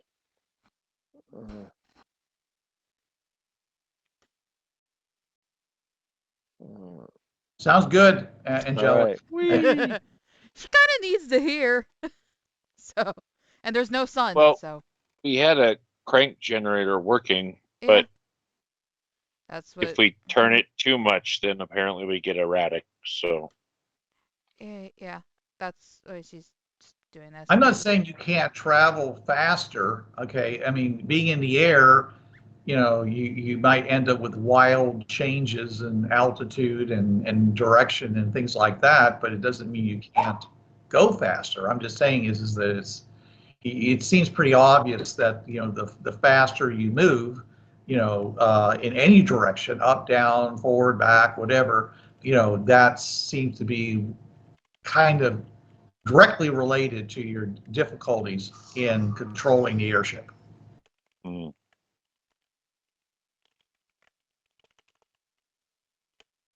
You done talking to Ronan? I guess. Yeah, Ronan just said, "Yeah, I tell you everything that happened." Yeah, I don't think so. I think you better summarize, Ronan, because I've done this with you before, Cole, where you're like, yeah, I tell them everything. Okay. And then I press you, and you basically don't remember any of the important points. So please. So Well, Ronan says, I tell them everything. Then Angel says, so how long have you been impotent? No, that's not. No, Angel's threatening to kill him at this point. 20 minutes. No, you summarized it in short bits. Well, I encountered this woman who told me that there are enemy wizards that are occasionally associated with colors, and she brought me to her camp. And then she introduced me to her mother, who thought I was going to marry her. Like, no. Then goes and brings out food, and she tells me I can't remember every detail, but then we started leaving, and then I encountered you. You started leaving. You just went to take a walk. Mine's be a Spaceballs, the short. It's when I started encountering, my radio started going off. Okay. So yeah, that's what I was afraid you were going to say. Okay, so Ronan, what you're not telling them is the part where you were suddenly falling from the her mother's apartment. Suddenly you're like in this big bright area falling, and you land on your head, and then when you wake up sometime later, you're outside a fair distance, and you're you're in it's all dark again, and so that's when you started charging. Basically that's when you try to figure out. You didn't want to go back, but you were trying to find the rest of the party. And that's when you started trying to communicate with everybody, turning on your locator beacons and things like that if they weren't already on. And and when you got a signal from the from their locator beacons, that's when you started walking in their direction. But as far as I can tell, you have no idea why suddenly you were falling, why it was suddenly so bright all around you, but you're pretty sure you landed on your head. So, you got knocked out and you forgot something? Quite possibly. Well, he is delusional. I definitely do not ask me how long I've been gone, because I honestly don't know. It's been literally a day or two. It's been over 50 hours. Okay, close enough. How much? Until how long do you remember? No, I remember everything I told you. I just lost track of time. Yeah, that point where you were asleep in bed also probably had a factor on losing track of time. Because nobody seems to have clocks around here.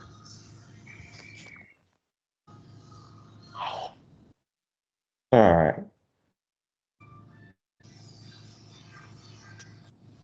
Who's playing something in the background? Yeah, that's Beth. Oh. Cool. Sorry. Hi, Beth. I don't mind you listening, but maybe a quarter of that.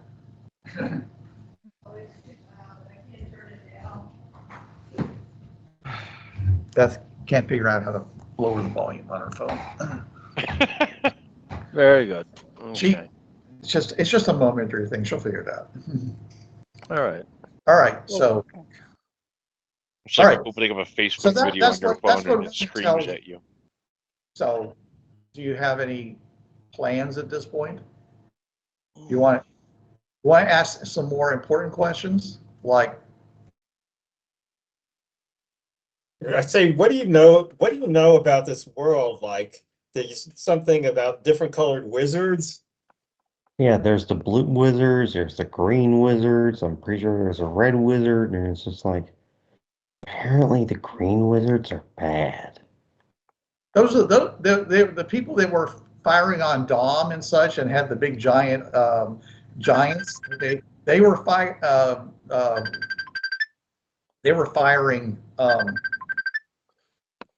Me? green blasts at you guys.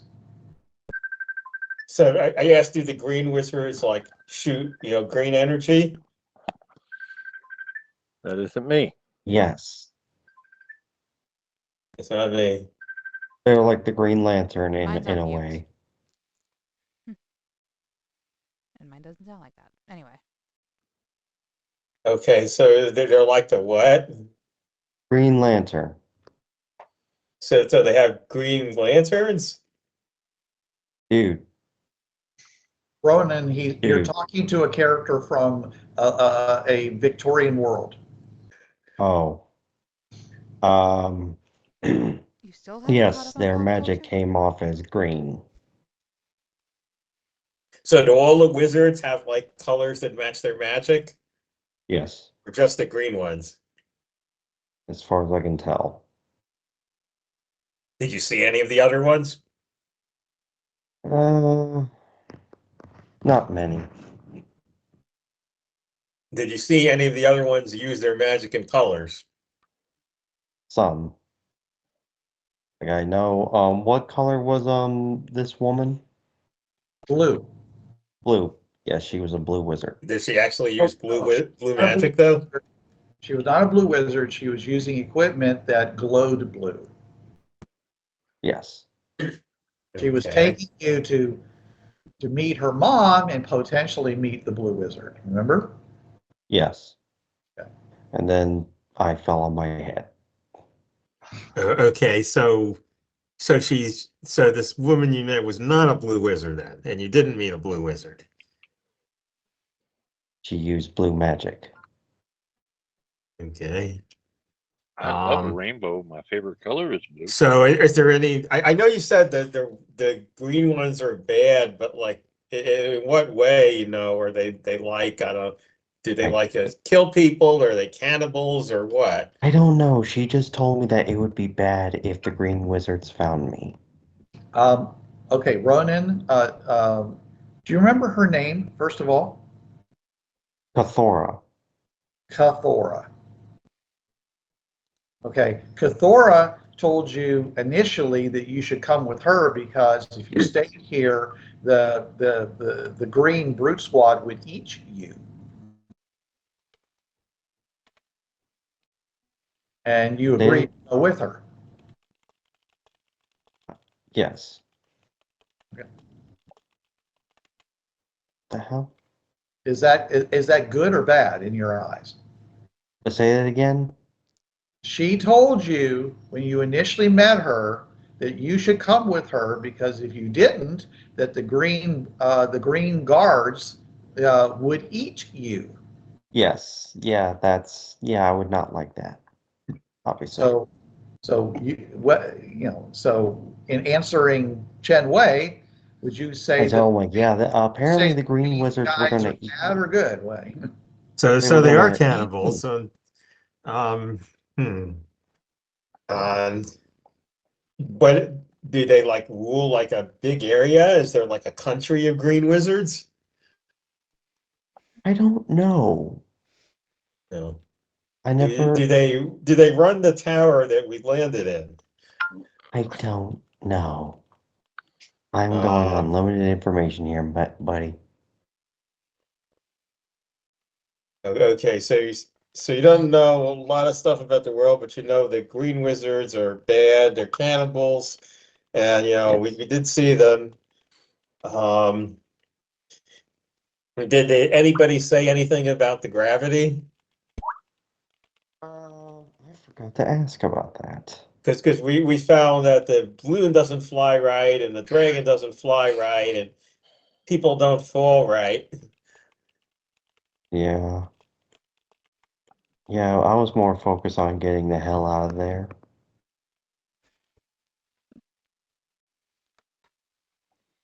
Than asking questions about things like that.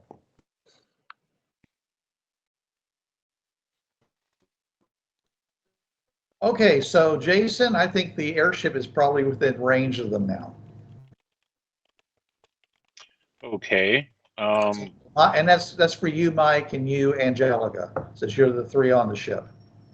Oh, give it a try, Jason. What? And also, I'm sorry, and also Susan. Susan, thank you, Susan. Susan was on the ground. No? No, Susan's on the airship. No. What did Yeah. What did Mike say? Or what did you say? Mike says, give it, I think we're in range. Give it a try.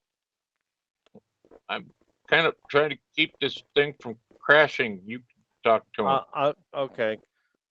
I'm still cranking the battery. This is Susan. Can you read me, Chen Wei? Yes. We're here. It's crackling a little, but I can hear you. Okay, good. We're up in the air and trying to come down on your location. The airship is unstable, but going slow seems to have helped. Yeah. How did you find Ronan? Yes. He says something about green wizards being cannibals, and that he was found by this woman, and he doesn't know much about the world. All right. Okay. All right. Well. All right. Well, we're gonna try to make it to your location. Okay. Keep the frequency open. Okay. All right. All right, Jason. Let's try to bring it down to the ground. Yeah, that's what I've been trying to do. Sounds good. Okay, Jason, give me a piloting check. Pilotas.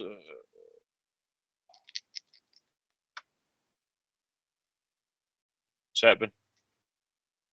7. Okay. All right. So. All right. So. All told, trying your best, it takes you about 80 minutes to actually get this thing down to the ground. Just slowly see them coming. Like, hello. Yeah. Yeah. Now, one thing that actually helps is that, when you get down near the ground, you actually throw some rope out to some people to grab it and try to hold on to it. Don't pull too hard. Okay.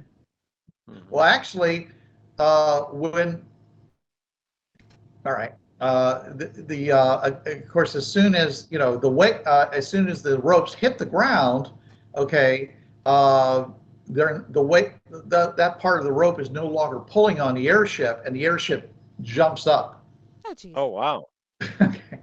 So okay, go ahead.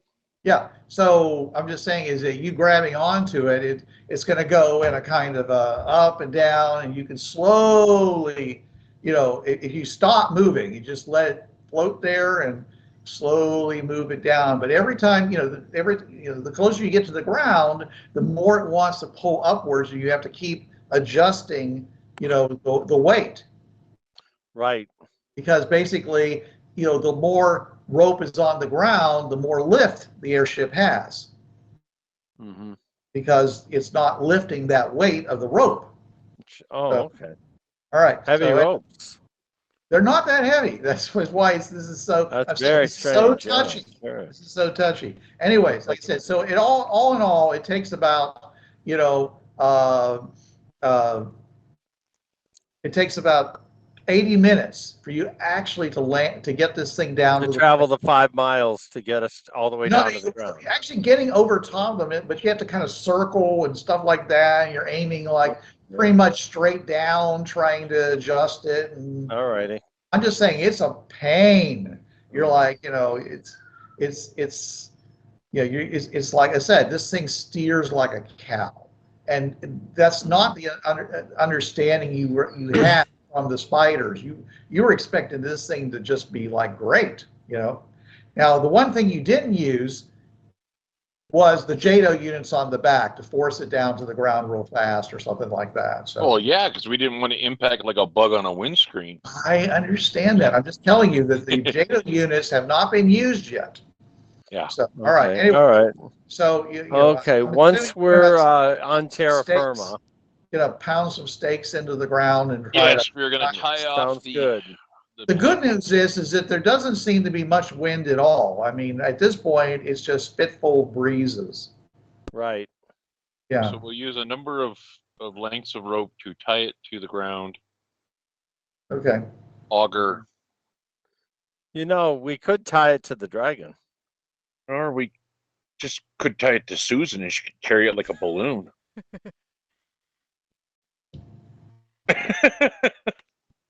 I don't even know how to respond to that, Jason. I think you were up in the high atmosphere for a little bit too long. Yeah, well, at least nobody dropped me on my head. Yeah. Well, every time the wind changes direction or anything like that, and this thing, it basically pulls and releases, and then it pulls again. It's almost like it's alive. I mean, it just seems to be. At no point does it ever really seem like it's stable. Well, I'm going to name our airship the Spectrum Cow. And okay. Susan walks over to Ronan, gives him a hug, and says, "How are you, Mr. Byrne?" I need a drink. You haven't seen Susan for a while, by the way. I mean, Hi, Susan. She wasn't on this mission. You haven't seen her since the mission where you guys went to the western place and fought the kind of invulnerable flying bug critters. I don't think he was here for that, was he? Wasn't? No. Then you may has he? Then you may have. I believe they met when we were in decon. Right. Coming back from Weird World. True. Oh. Skyfall. Yeah, I didn't directly contact anyone because they were in decon. But that's true. Okay. I heard you fell on your head. Yeah, and for some reason I did not take any hurt. I mean, I did not get hurt. The place I was at was weird. Yeah, he's obviously not telling the truth. I mean, he's got matted blood in his hair, and my father called me. They relay what Ronan told them, I assume. Yeah, they probably did it on the way down. Blue wizards, color wizards, fell on the head. Cannibals.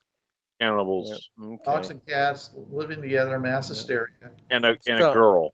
And can we see the blue? Now, you said from space, from way out, Mike was able to pick up on a big blue light. Yeah. Is that in the immediate area, Bruce? No, it is not. Okay. Do we know the general direction of the blue light? I would say you should be able to see something glowing in the distance. All right. Okay, let's go that way. Sounds good. We're going to leave the thing here, grab what you need. All right, sounds good. I'm not. So you were here for 58 hours and only found out that there was a girl or mom and some blue lights and some other colored wizards? Yeah. And cannibals. Don't forget the cannibals. I mean, she basically had a whole conversation with you, Ronan. So, if that's all you know, that's all you know. That's why I said, you got to say what you know, because... she asked you all these questions, but we didn't know about that. Mike pulls out his emergency schnapps and gives it to Ronan.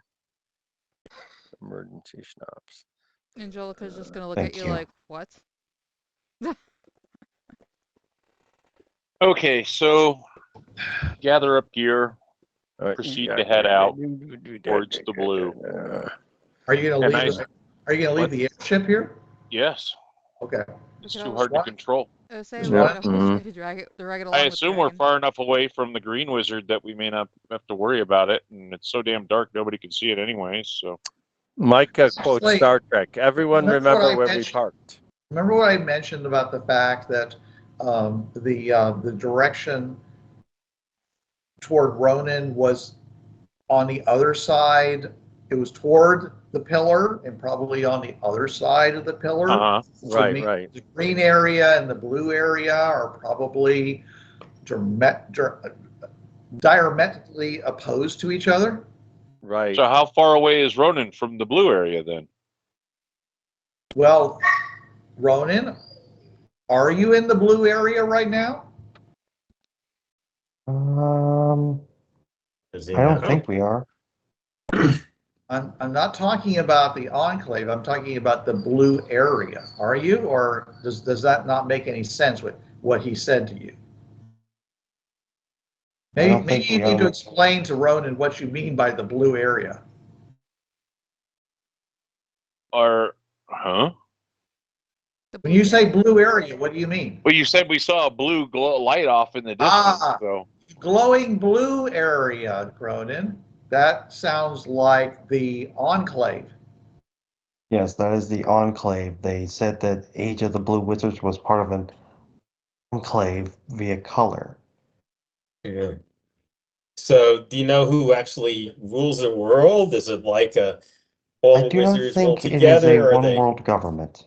Or are they like fighting each other? Or? I think All that right, is do the we case. need to move the airship further towards the blue area? Because that's going to take us a day or two.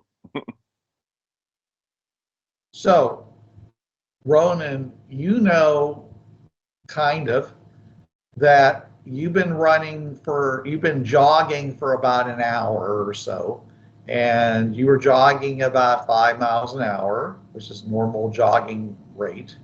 So that would mean that it's somewhere close to 5 miles away in that direction. You could tell them that. I will tell them it is 5 miles that way. Okay. So you're looking at this glowing white, blue, possibly bluish thing through, 5 miles of mist and stuff. So you said the enclave, is that like a city? No, an enclave is like a... What's an enclave? A base? A wizard's base? I think so. Small village. Territory, I guess. All right. Okay, Ronan, you remember the big glowing wall of metal? They have a big wall of metal. Stone, metal. Okay, so they're a walled city. So I would assume they have like guards, so we couldn't just go there, right? Right. Okay. Is there a place on this world where like they'll let people just go into without like identification? I don't think so. Yeah. The only contact we have that he's made is with some girl and her mom in the blue area. So that's, I think, the path of least resistance. Otherwise, I say so. From what we've heard, like if people think you have to be sinners to be here. I don't know. I don't buy any of that crap. No, I'm asking this to Ronan. Say again? So, like, was the girl a criminal, or because if people have to be sinners to be here? She didn't strike me as a criminal. Okay. Yeah, she did tell you that she was a bad person, which is why she was in the dark. Oh, they have this like religious belief that everyone who lives there is bad for some reason. Yeah. There, as in we're still in it. So I meant the people Angel that normally live here. Do you think Dom would be able to pull the balloon? He might. He should be able to. What do you say, Dom? Dom, would you? He says, Just don't want a balloon. I'm no beast of burden. I am a fighting dragon. Yeah, but I mean, it would help us all out if you could do that, at least for a little while. Or we give it a shot. He looks at. He's looking. He's thinking judgingly at you, Angel. I'll give you some. I say to him, hey, I carried around a sewing machine for a while, so The hell? I'll make you a big pot of hot cocoa. I'm gonna get back to you on that sewing machine, Chanwei. That's why. No, Dom, I'm asking if you will do this. I don't want to tell you to do it. You know that. So you're asking me for a favor. We'll let you eat Ronan. I'm kidding. Oh, don't tempt me there. I'm debating it. I don't know anything about what happened, so I'm not going to actually say that. But I'm debating letting him eat Ronan. Don't you dare tempt me. Susan looks at him and says, Dom, the sooner we get this done, the sooner you can go home. This would help a lot. Please. it's either that or we all try to grab the ropes and drag it. That's true. Too. yeah. Or I'm trying for. I'm using. Yeah, the trying gravity works. I'm trying maybe we could do persuasion that. Maybe we could drag it ourselves if the Could, gravity we is could weird. try. I mean, Okay. Dom says to you, Angel. He says, "The humans are whining at me again, Angel. You really want me to do them a favor, or I only do favors for you." I'm asking you to do me this favor. Mm-hmm. Okay. Says just. He goes and he says, "All right, just remember, favor for a favor," and your mind goes back to you scrubbing down every inch of his scales with soap and burlap blankets and basically being the equivalent of a sandpiper. Fine.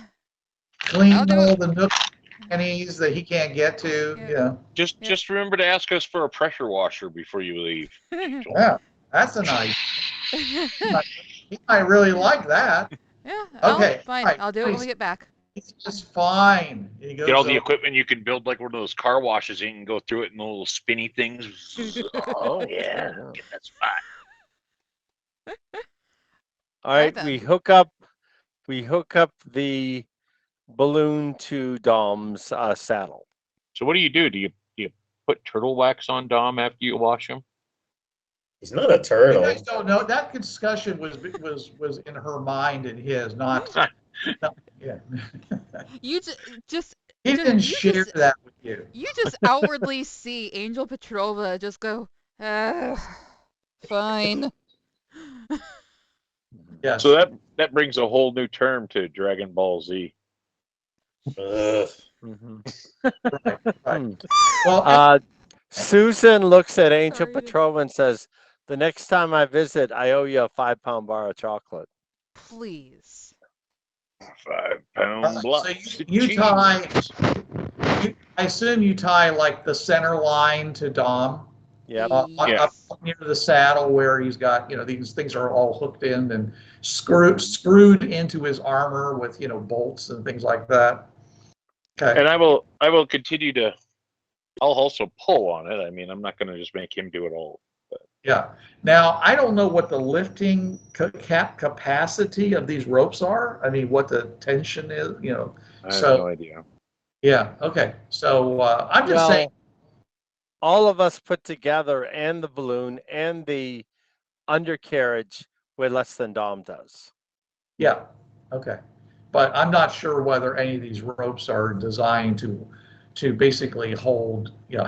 I don't know what the hold. The deadlift capacity of these ropes are. Okay. So All right. All right. he'll start moving, and as he moves, you can see the rope pull taut and start and start pulling against Dom. Okay, and you can hear a creaking sound and stuff like that, and he's like, and so he's like, looks up at it and he says, it's I'm not going to be able to move very fast, or this thing may just pop and go floating off. I don't think. So he starts, moving along, slowly moving, and so you guys gonna follow? Yep. Yeah, well, I'm pulling a rope too, so. Okay. All right. Well.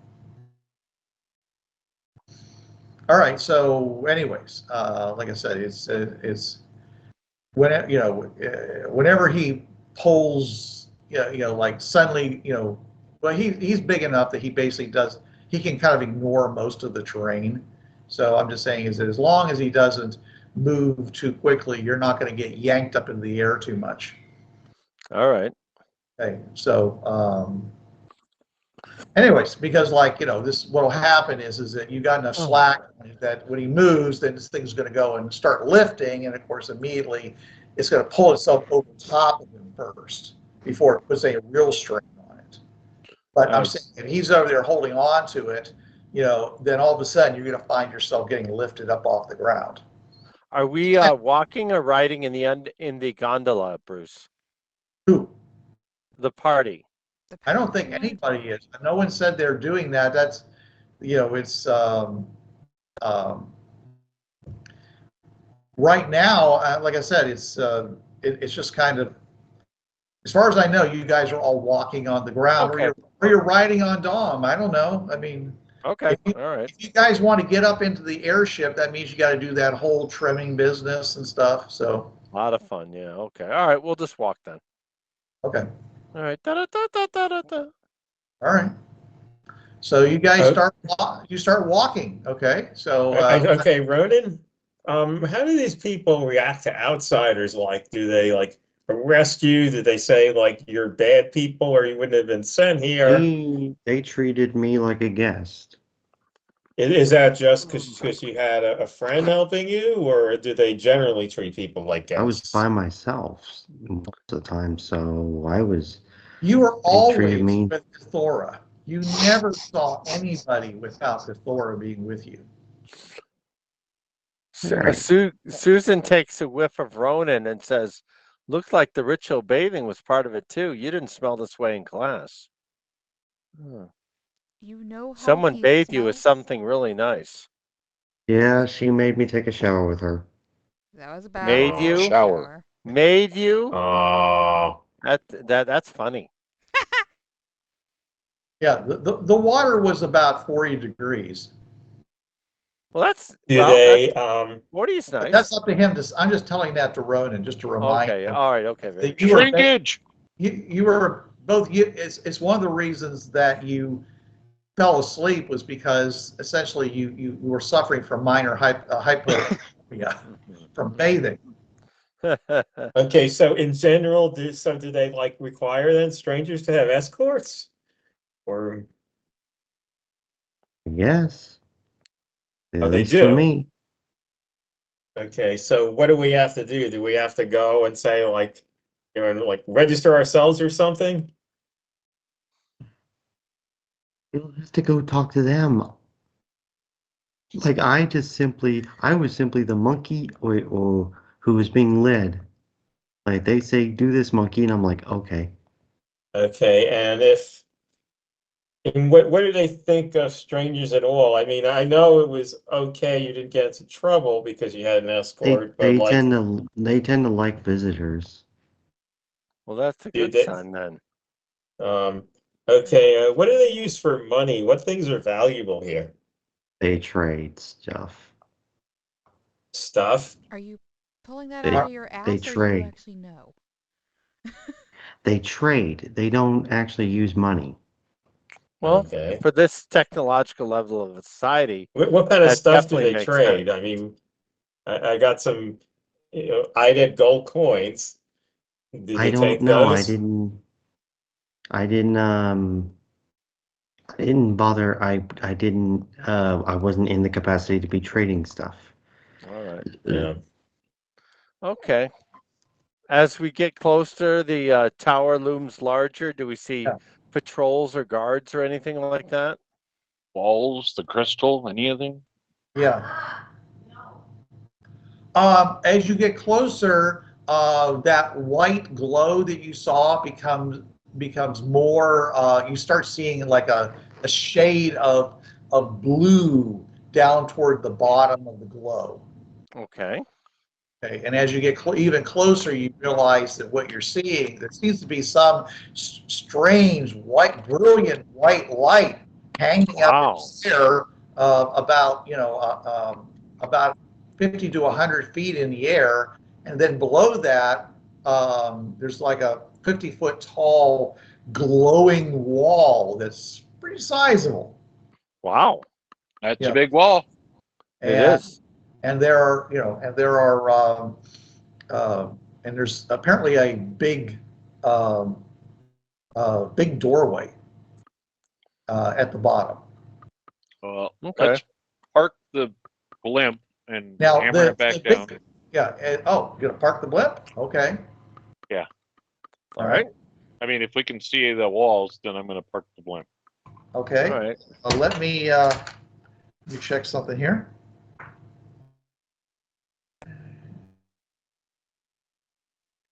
Okay. All right. You seem right now to be pretty much moving straight on toward one of those doors. Okay. Sounds good. Okay. Well, are we gonna just leave Dom here, untie the blimp, and tie it to something else? We're gonna take the ropes that are hanging off from the front, back, and sides. Okay. And we're gonna begin. We'll anchor those to the ground, and then we'll disconnect Dom and anchor that one down to the ground. Sounds good. My dad in real life was in a blimp squadron when he was in the Navy. So this is something he had to do in real life. I believe it. Okay. My dad was at MCAS Tustin, which was a blimp facility. My dad originally. was out of Lakehurst. Yeah, they had the big blimp hangar for the longest time. Oh yeah. There's only one left. The other one burned down. Yeah. When we went to Seattle, we went to the commissary. Says when I was here, this was where they kept the blimps. This was where the hangar was. Okay, back to the game. All right. Okay, so we do that. Okay, we do all that, and then we head to the door. Okay. All right. You head to the door with the dragon. Okay. Knock. Well, okay. You get like 100 feet away from the wall, and somebody up on the wall basically says,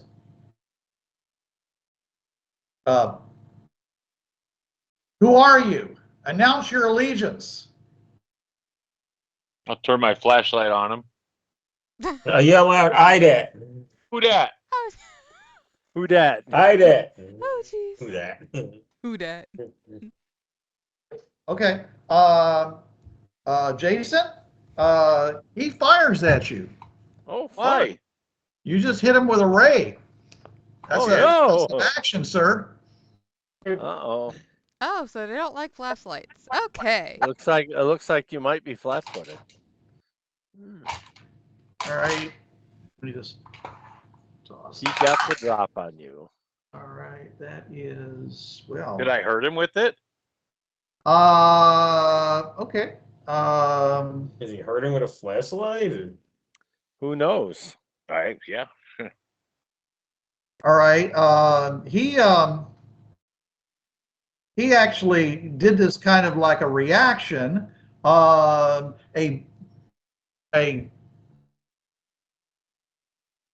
I don't use the word blast because they imply something else. A beam, much like your flashlight, a blue energy basically erupts from something he's holding in his hands, okay, and hits the ground and right next to you and slags it into like bubbling lava. That's kind of rude. Yeah. The flashlight was rude. Well, they yelled down. I just shined my light up to see who it was. Yeah. Okay. Are you guys going to say anything to forestall them from continuing the attack? I say it's not a weapon. It's a flashlight.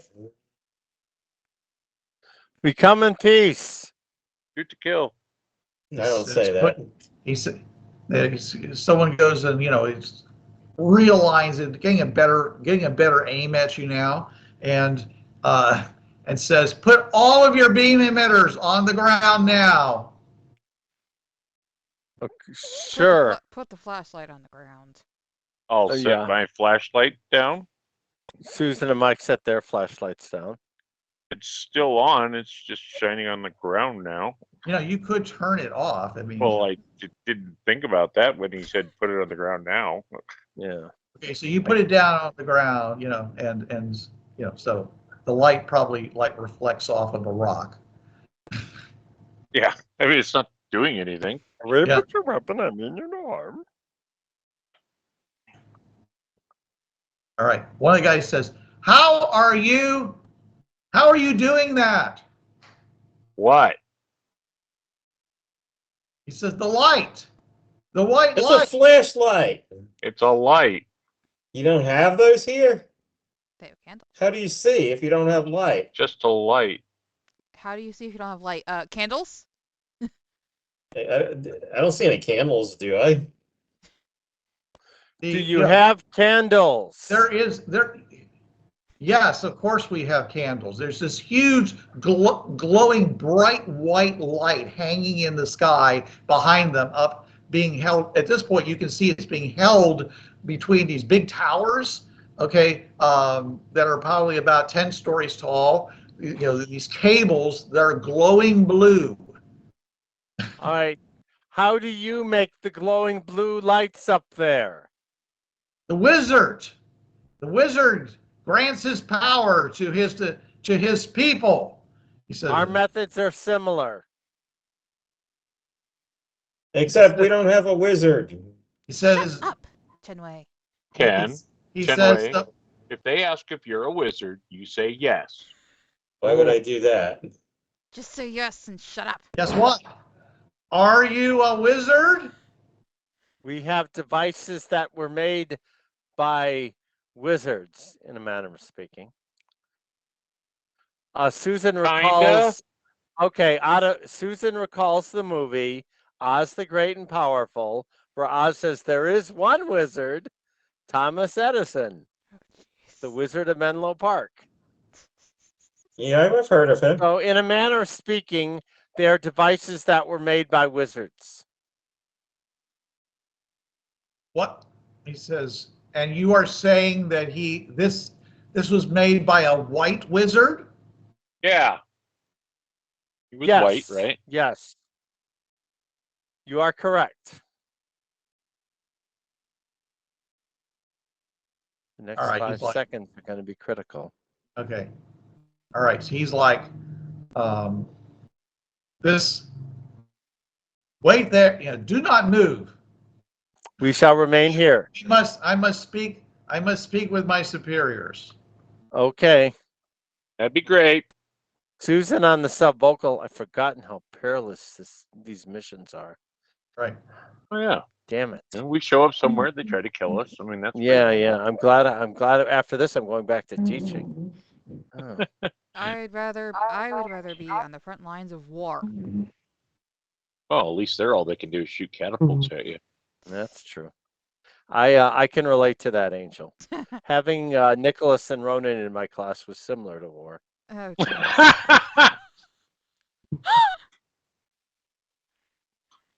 Oh, Okay. I'm pretty sure Roux here would like to be back with her horses. Okay. So after a certain amount of time happens,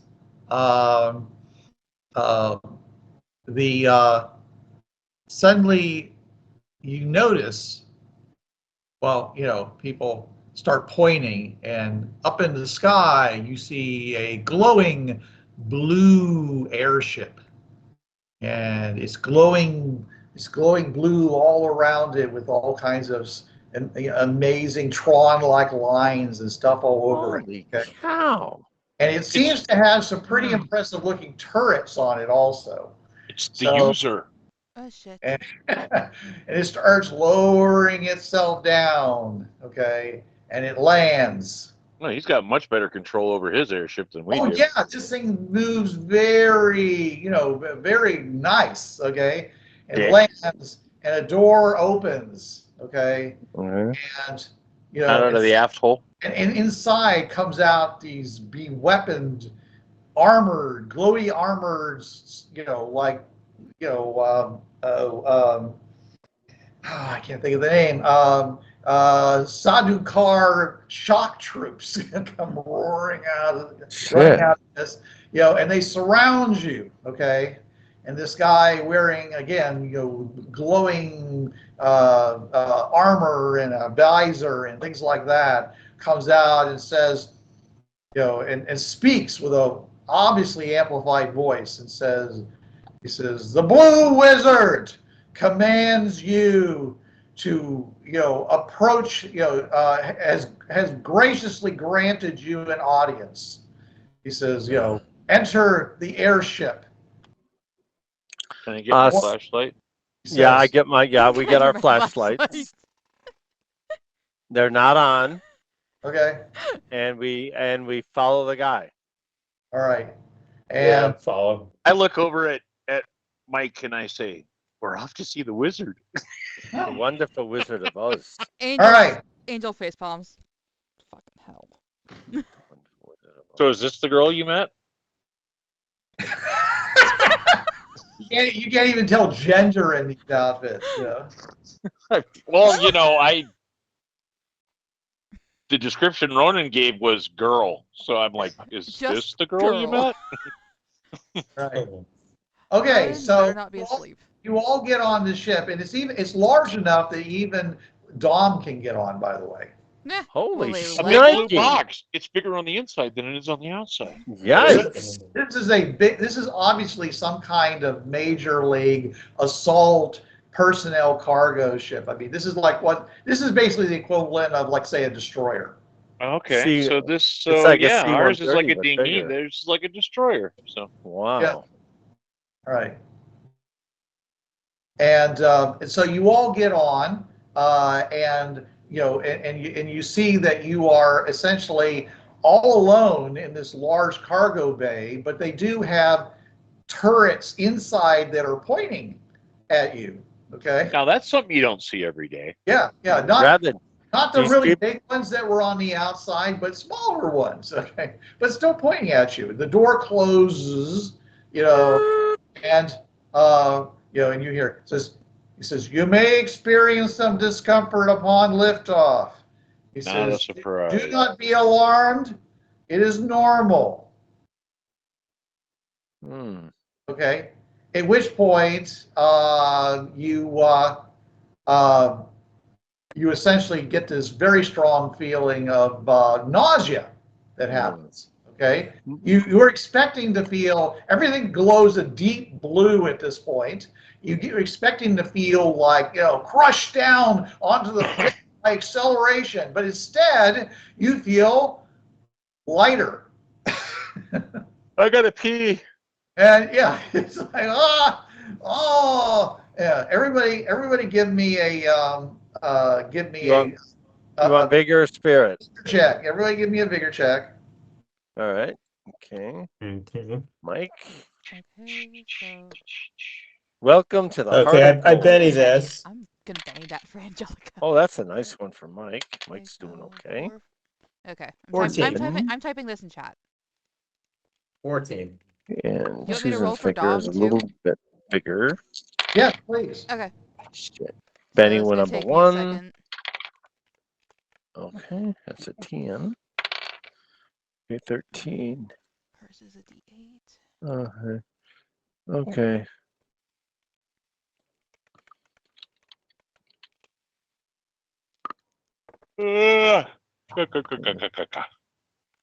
Uh, 9. I will never be able to do that ever again. And Dom's got a D12 plus 3 too. Oh wow. I will Dom's got never. a D12 plus 3, and you got a 1. No, I'm kidding. I don't know what Oh. Dom's No. figure is. I just used Angel's vigor for him because it Oh, okay, we didn't really very set good. anything up. It's a dragon. So did anybody fail? I don't know. I What do we had need used to a get? Benny, but no. Use a Benny, but no. Victus, did you make your roll? Yeah. Victus? I'm sorry. It still says Victus. Ronan, did you make your roll? There he is. He got a 5. Stop eating your Okay, very pizza. good. Okay, Prince. All right, fine. Okay, so okay, there actually are portholes in this place. Okay. Okay, you realize that the ship isn't like as thick as you might have thought. You know, it's actually a fairly thin wall. It's more like the kind of armor that you'd find on a cruise ship. So none. Well, more like it's structurally sound for what it does, but it doesn't look like it's designed to hold off against, let's say, bombardment with huge explosives and things like that. So are we saying that what we were seeing was illusion? No, it does not seem that way at all. It is what you saw. It just doesn't seem to be as tough as you were expecting. Mike says definitely designed to minimize weight. Okay. As you look out the windows, you see that you are coming down for something that's the top of some building. Okay. And the building is glowing blue also. And there's this huge area on the top that's bigger than a football field. And this thing is lowering down onto it, it goes and it's slowly, carefully, the pilot is very skilled, comes down and it just lands inside of it.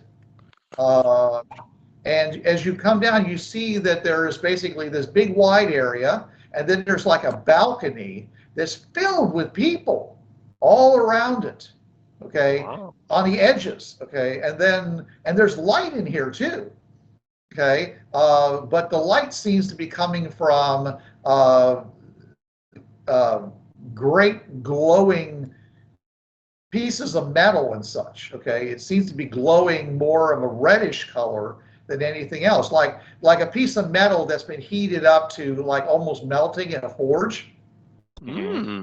It's the glow that's coming up. That seems to be in a ring all the way around it as well, okay? And it goes down and lands. And then the door opens, allowing you to exit. Okay, guess And we exit. You hear the sound of, hundreds of people talking at once. There's a huge crowd murmur going on. All right. Okay, once we exit, do we see the guys who told us to get on? There you see they kind of left those guys behind. Okay, all right. But there's more. There's more here, also dressed, in immensely be weaponed and things like that. Okay. Fun. Okay, and you walk out, and the door shuts behind you, and so of course the ship itself has its armament aimed at you. So, when you say be weaponed, are they swords or spears or axes or guns? On the ship, you're seeing like these things like turrets, like basically, you would probably think they were kind of like big beam emitters. Oh, okay. And the guys out there, they are they are all carrying basically the equivalent of like more beam emitters, but like man-sized. Okay. They're also wearing like armor and stuff. Oh, okay. Susan says to Jason, "I can see why they thought your flashlight was a weapon." Yeah, and they're all glowing blue. Okay, like I said, it's all very Tron-ish and things like that. You know. Oh, well, we're not glowing at all, are we? And no, you're not at all. Okay, and the floor Break above some templates and hang them off of us. Okay, except there's this other light. Okay, and then this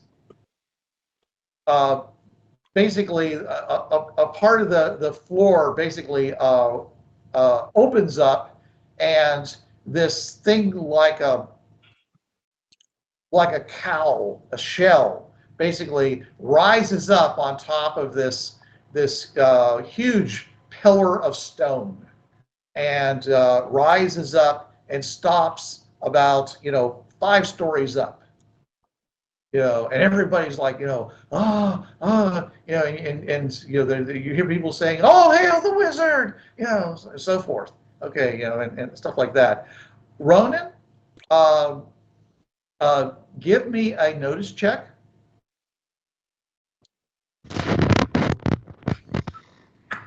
Looks like he just fell over. You probably did. All right. Ronan fall down, go Well, boom. at least he didn't drop his laptop. Yeah, don't do that. Right now.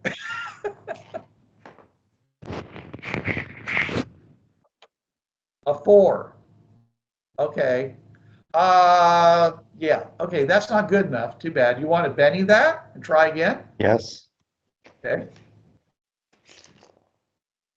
Let's see. You can also use your card for the +2 if it's no great use to you. If you want to save your bennies. And I'll just add a +2. Okay. All right. In the distance amongst the a large group of ladies, you see Kathora's mother standing up. Mother. Hi. Okay. I actually at this moment decide to notice what Ronan's wearing, and I go, "What are you wearing?" They gave this to me. You look like a dork. They took my clothes, okay? Okay. You look like a courtier in R2's kingdom. They took me to a ball, okay? Stephen had a stuff. friend who used to dress up like that. Did you? Says Susan.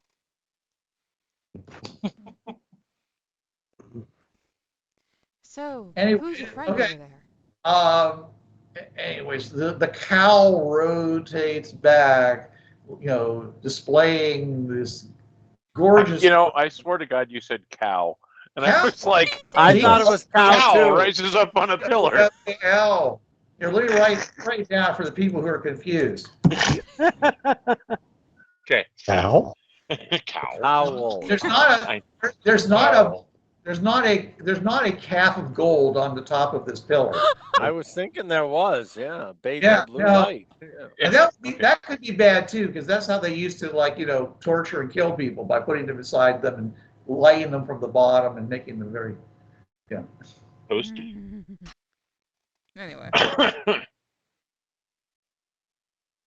Yeah, that's like this guy that goes up before a priest, and the priest says, "Do you denounce Satan?" And he says, "I would, but I married her." I liked in the Serenity movie. Do you know what your sin is, Mal? Oh hell, I'm a fan of all 7. Yeah.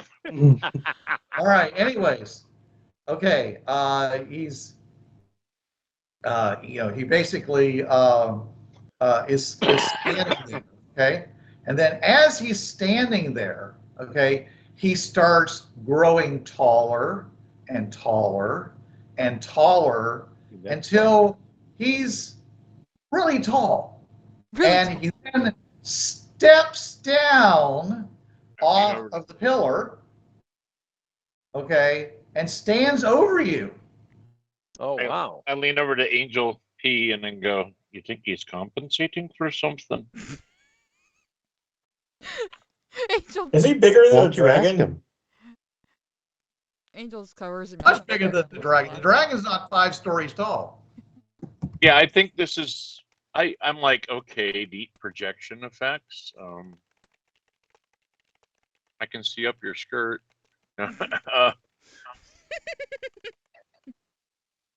Okay, so he stands over us. 1 second here. All right. I have to find this. There we go. Oh, great wizard! We're really, really impressed down here. Yeah, Michael, John Cleese was saying that one part of Life of Brian. Oh, you who are so very, very big, and we who are so very, very. Yeah, I'm having a lot of Monty Python run through my head right at the moment. So Here. gosh, we're really. I don't know really, why really I'm bothering, but I'm actually going to have him tell you his name. Oh, cool. Okay. Well, Because- Morty Bark Fast. it'll be on recording. Because you guys never pay attention to these sorts of things. It'll be on recording, Alright. so there we go. Yeah. Right. Very He good. says- Cool. He looks at you and he says, "I am the great and powerful Stowe." Stowe. So? Stowe. No. Mike says, "Yo, Stowe." Oh. Stowe. Stowe. All right. Yeah, very Stowe. good. Okay. And the people are like, "Oh, Stowe the mighty, Stowe the magnificent, Stowe the beautiful." Is he pretty? He's okay. Does he feel bonita? He looks At least he's very, pretty. He looks very impressive. Look at that You way. are Good, because he bonita. Wow. looks bonita. Yes, he looks very He's much stony. like Superman's dad in the original Superman the motion picture. Oh, wow. Oh, In the that sense that it's impressive. like, but he's in the Fortress of Solitude and he's this big mass of Oh, head wow. Oh, like more, that. yeah. Except he's got a whole body going on here. Oh, Okay. mighty Does Does special. he have like a wizard hat and a wizard robe? No, he seems to be dressed in mostly a blue glow. He is more like the guy who was on the Star Trek episode where he was supposed to be an angel and he's just all kind of glowy. So he's all. I blue. was thinking Dr. Manhattan from. Oh, good old Dr. Manhattan. What a guy. Yeah, he's not. He doesn't have a blue dingus hanging down. A There giant you blue go, yeah. dingus hanging down. Okay. All right. He looks at you and he says, "I am told that you are emissaries of a white wizard." That is correct. Somehow your Sounds words so bad out of are context. amplified and echoing throughout the hall. Oh, It's I really didn't- pretty amazing. It's like you talk and it's like the words like run away from you. I wish this would happen when I was actually teaching. Yes, and that also gets. Oh. So you might want to be careful about your little. Well, what you sayings say, that you're yeah, making sure, because yeah. they're all being amplified. Fun, fun, fun, fun. There's no echoing either, by the way. Oh, okay, all right, okay. All right, so yeah. So Susan says, yeah, yes, and then I wish I could have this when I was teaching. Mhm. And she's like, whoa. He says, Yes, we are emissaries of the White Wizard. all right, he says to you then, he says, "Tell me, where is this white wizard?" You were He's like, not "Yeah, where's here. the white wizard? Where could he be?" Menlo Park. He's in Menlo Park. See? All right. And hold on 1 second. I got to let the dog in. All right. Dog in. Who Ooh, let the dog in? Did you just say that because Ken said it? I was repeating what you said from before, but I figure, consider Edison's time period, I probably would have heard of it. He was literally called the Wizard of Menlo Park. Yeah, I know. Oh, That's okay. Yeah, That's Edison what they invented refer the to light as- Says, bulb. "I've not heard of this Menlo Park." He says, where is it? Where In our is la- the dog? That way. I gesture vaguely. And what direction are you gesturing? Any just random gesture? Just random gesture. That way. That way. Over yonder. Up over my head. Okay. It says, how far away is this Menlo Park? Many days' journey. By what means? Magic. I can travel very far. Beyond the veil. Mike whispers to you, that's not bad for off the cuff. He says, are you associated with the people that were seen with the disturbance on top of the Wizard's Tower? Yes, we created it. Everyone's like, that's forbidden. He says, it's death to do that. It's death to even touch the tower. Like that. He looks at you. He says, you do know that it's death to touch the tower. You would risk the wrath of the White Wizard?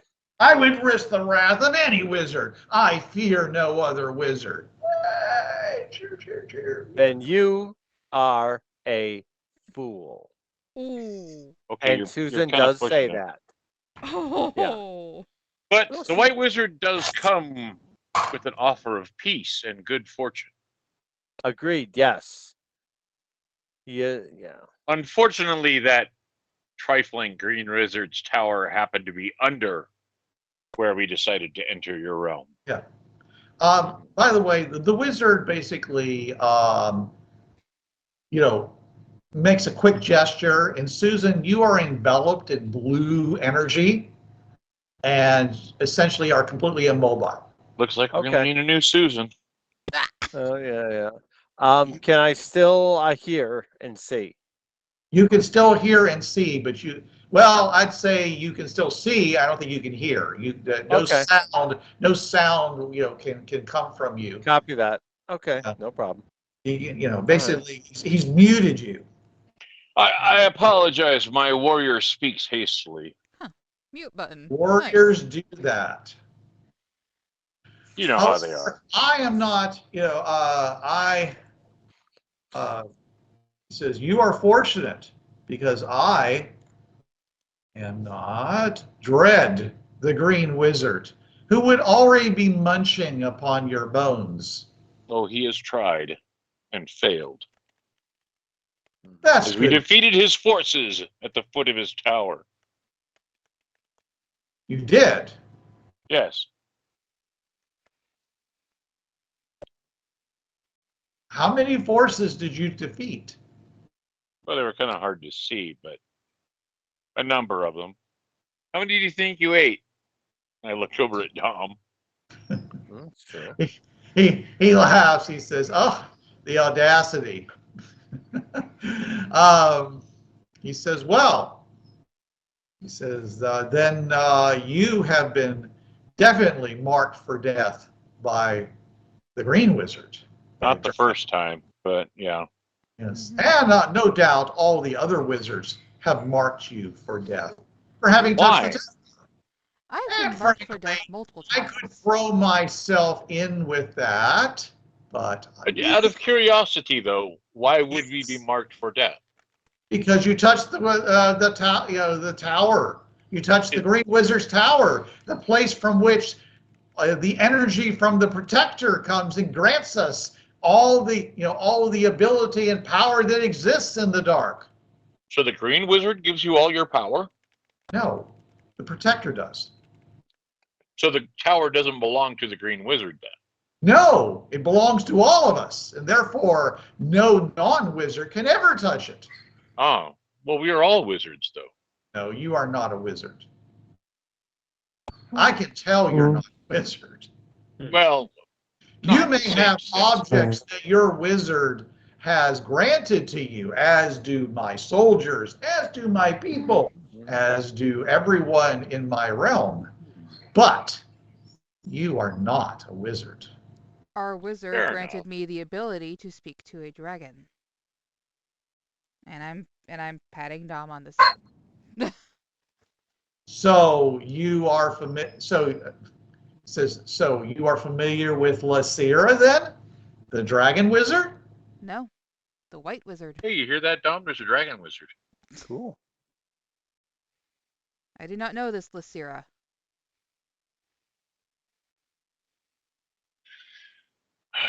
Apparently, we have much to learn from each other as we are new to your. So,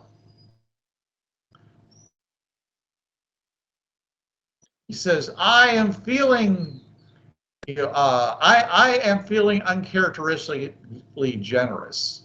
He says, I will commute your death sentence as long as you stay within my Demise. The means. through my realm.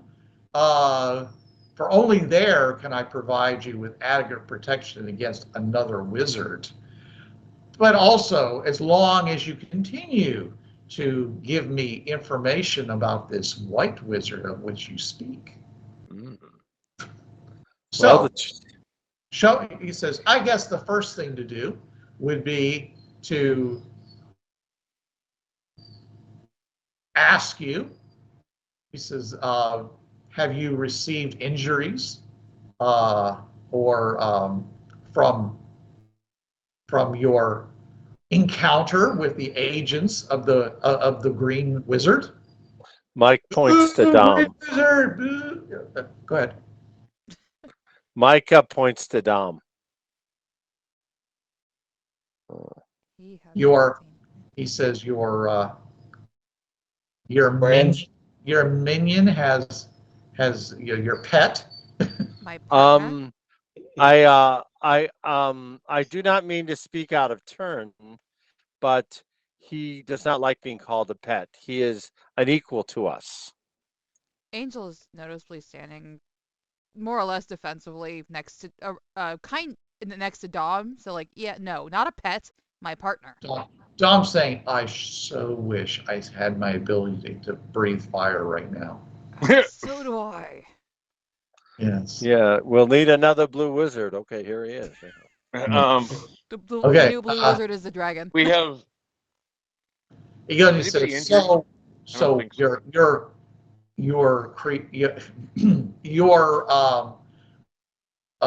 fellow is injured. Yes, he was injured in the battle with the large creatures. We call them ogres. The forces of. And this one fell on his head. Yeah, and he fell on his head. Pointing to Ronan. What? Yeah. That doesn't even prove the point. We met an emissary of yours. Would we perchance be able to speak with her again? You did. How interesting. That's how we do to come to you, great wizard. Who is this emissary to which you speak? Cathora. Yeah. I happen to have met her and her mother. He looks around and says, is Cathora here? Everyone's like looking around. By the way, didn't we see her? Ronan, you can see at this point you've been looking up at the mom, and she looks absolutely horrified. Did we get her in trouble? Her daughter's name was actually named, and no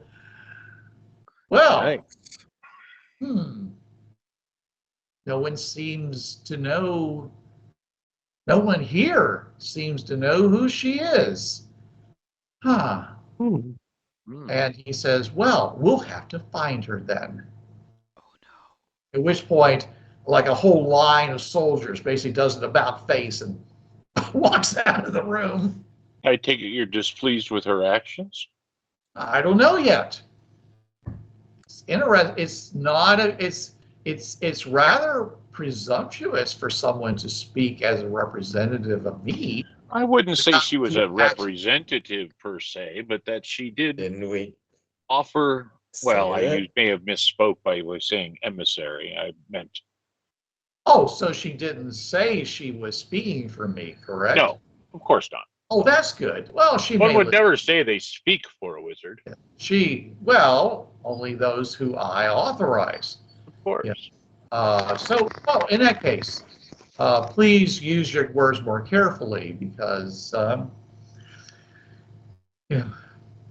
he said, because you may have just saved her life. I am Mea culpa. not a cruel wizard. However, I am not always forgiving. And he goes and looks at you and says, so, how does one go and meet? How does one reach this white wizard? Go through the portal. You would take Portal? What portal? He says. the one that the white wizard created. Most people cannot use it. If you can, then you can go through. And If where one is worthy enough, they can go through. And where is this portal? On top Above of the tower. tower of the benefactor. The protector? Protector, yes. So you say this portal is on top of the wizard's tower. Is that what you say? Yes. Yes, I do. Mean? Me? So now we know why you were on top of the wizard's tower. Yes. Or if you were attempting to usurp the power of the wizards or sabotage the power of the wizards, that would not go well for you or your white wizard. For the only thing more terrifying than me would be the combined wrath of all six wizards, I think. Can't remember. Now you have a red, blue, green. Basically, rainbow. Well, that's 7 colors, but Roy T. Bibb. Red, orange, yellow, green, blue, purple. That's 6. well, there's indigo and violet. Most people don't count indigo or violet. Let's see. He says, let me see now. There's Lyceria, the dragon wizard, orange. There's Solitude, the purple wizard. There's Crandall, the bold, yellow wizard. There's, of course, me, the blue wizard. And then there is Sweetbread, the red wizard. Named after a pancreas? And finally, there is Dread, the green wizard. Okay, there's 6. Okay, very good. Well, and as we come from the white, which is the combination of all colors. Hardly. But speak on. You do not understand the... Understand? That white breaks into the other colors? Maybe it doesn't do it here. Says, I am not aware of that. Do you have a triangular prism here? Do I have a what? Triangular prism. There's no word for prism. Triangular crystal. Made of glass. I'm sure there might be art objects. Is there a word for glass? Yes.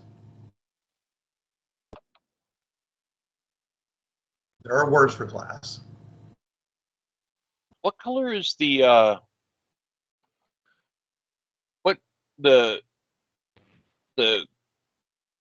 crystal key that we have? Is it clear?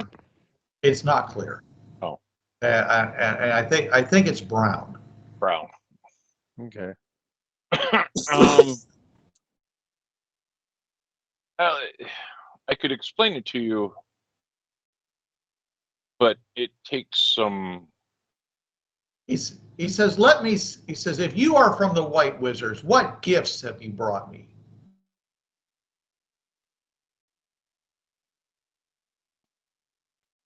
Chen Wei, do you have a pen? Do they have pens here? I Penway. think they probably would. You could give him a flashlight.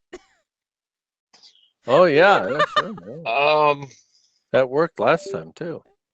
I'm sorry, I'm getting a bit of a crick in my neck staring up at you, Almighty Wizard. I say I will gift you this flashlight, and I give him a flashlight. I say this produces light. It was mistaken for a weapon, but it's not a weapon. He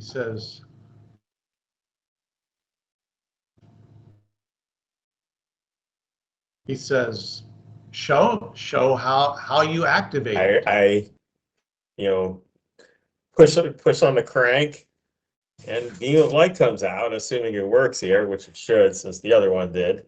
Mhm. Okay. Everyone is very, everyone is very amazed. He says, it's like the light of life. He says, but but tiny. He says, how can this be? He says they can't be from the protector.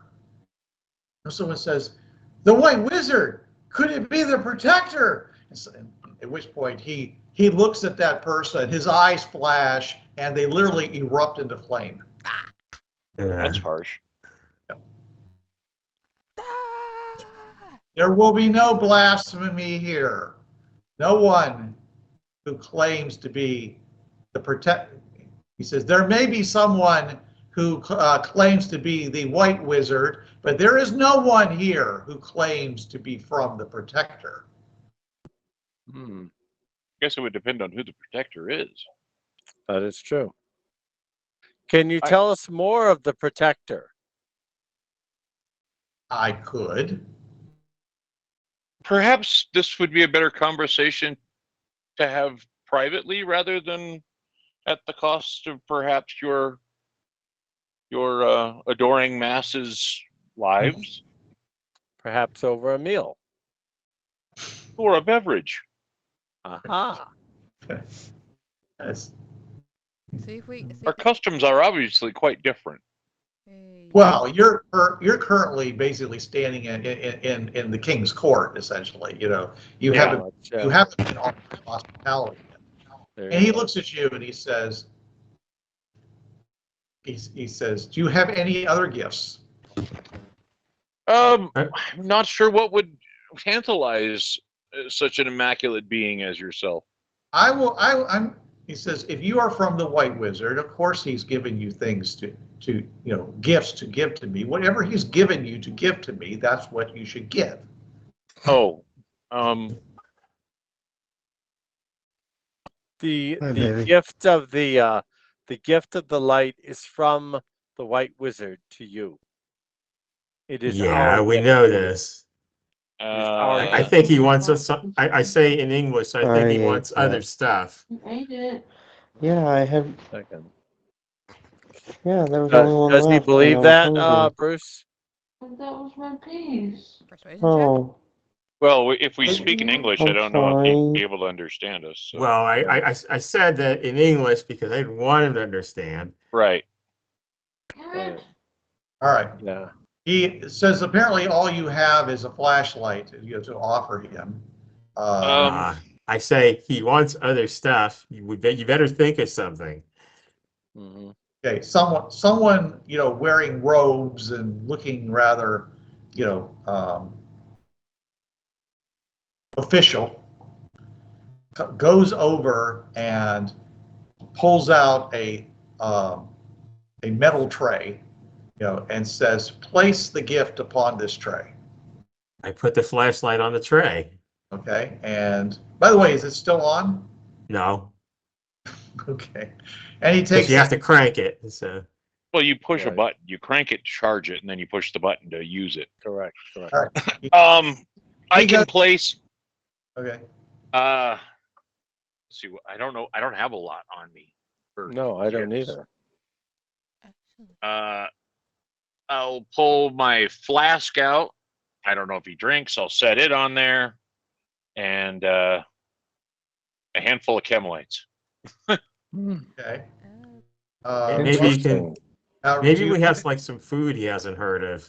Do you have any gifts? Do you have any gifts to from the white wizard to give to the blue wizard? Who?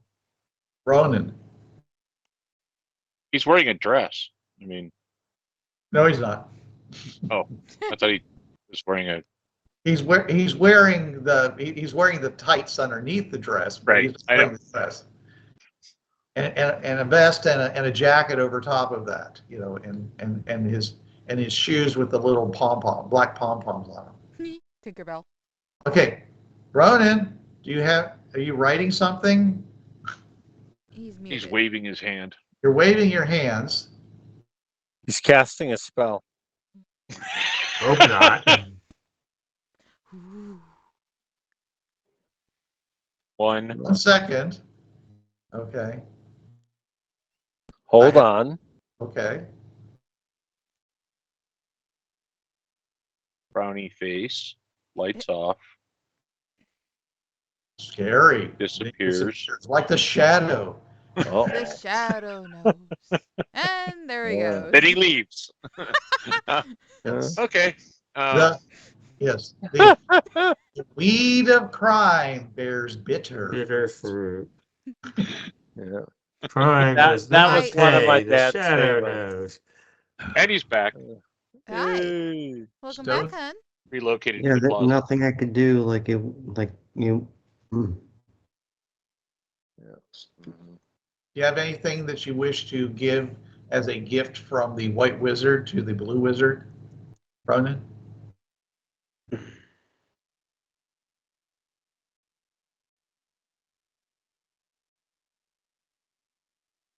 Use I your will give equipment that token. flashlight that I showed them. I already gave him one. Gonna put another flashlight. Okay. Is that what you want to do? Or do you want to do something else? Got a lighter on you? Oh yes, I have a lighter. I'll give him a lighter. You can always Do you put that have- plasma grenade that you've been carrying around. Oh, Do you have an Use a Savage kit? Yeah, give him a grenade. Yeah, that'd be fun.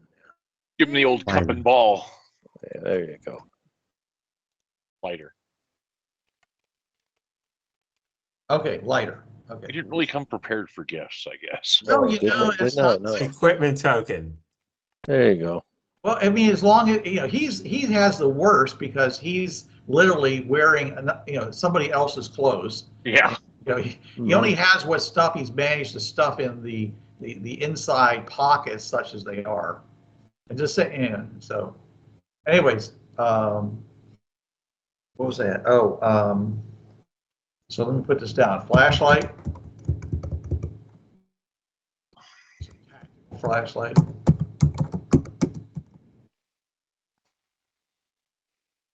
Lighter. I guess it's like those flip lighters. A Zippo. Okay, I'll use the word Zippo just because. Old It's still school. the same thing. It could be something. Zippo lighter. Okay, and chem lights. And anything else? A flask of 21-year-old That's scotch. Yeah. And some chem lights. You I got the got chem that. lights. Very Yeah. good. Susan got anything on it? Anything Susan's else? frozen. Susan's frozen right now. Oh, Anything else you angels. guys want to plop down Mike? on the tray? Angelica Roux will take out a cloth that she has embroidered and place it on there. Okay. Embroidered doily. It's a handkerchief actually, but close enough. Same diff.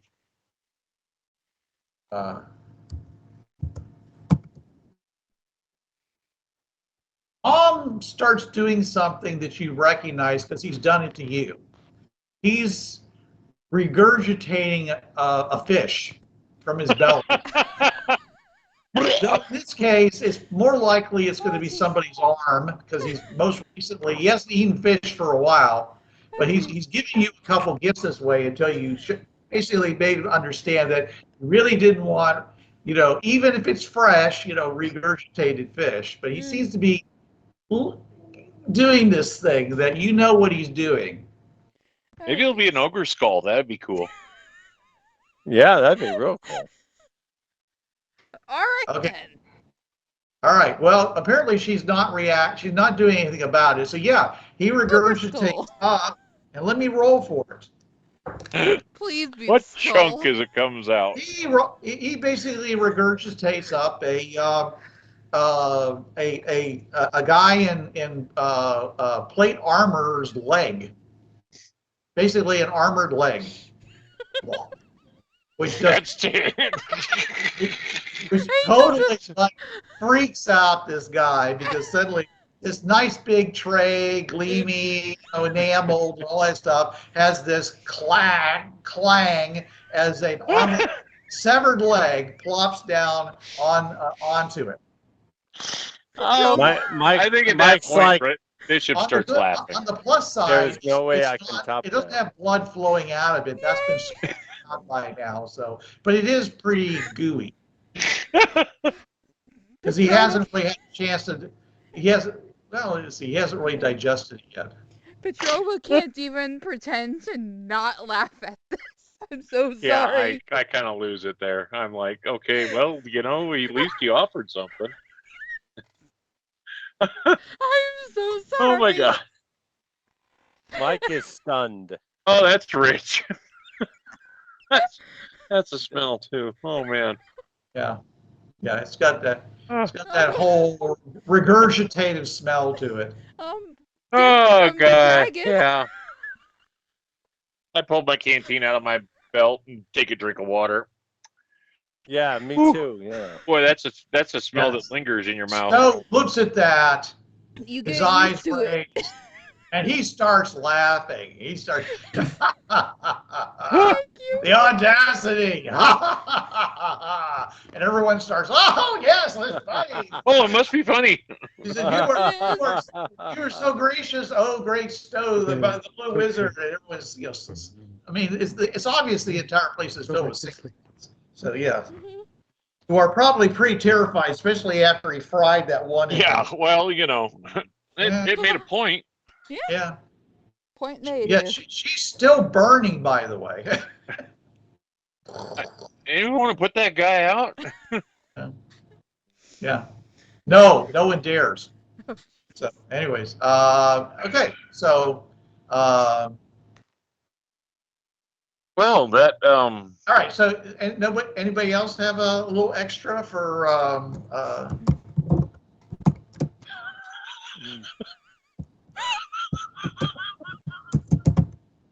I'm only imagining. Every time I replay it in my head, it's funnier.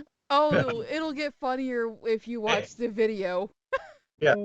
Anybody else have any more parts parts? Anything more offerings? No more offerings. Okay. All right. So the guy turns and gingerly carries it away.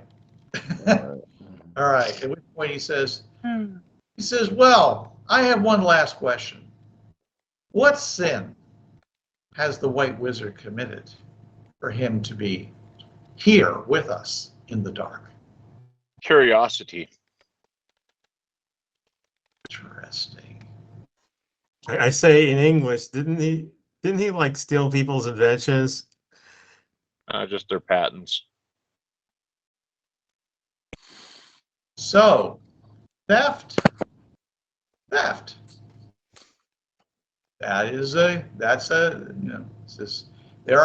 says there are many who are here in the dark as a result of theft. All right, interesting. Okay, well, I think that I have pressed you enough for now. He says, my servants will lead you to a comfortable chamber for you to rest and recuperate and get and he looks at you, Jason, and says, and for you to get your vertebrae unbent. And well, I mean, he's that tall. I'd be looking it up like. Yeah, I know. He says, and we will speak again soon. So I look forward to our next meeting. I suggest you rest. At which point he steps back up onto the pillar, okay, and slowly goes back A down. moment. Goes up, sits onto the dais. Mike points to Susan. Lowers back down again. Are we still amplified? I don't know. You only know. I say, well. We forgot Susan. Okay, and the answer is no, you're not. I said, pay no attention to the man behind the curtain. Mm-hmm. So are we just gonna end up carting Susan everywhere? Angel asks. Oh,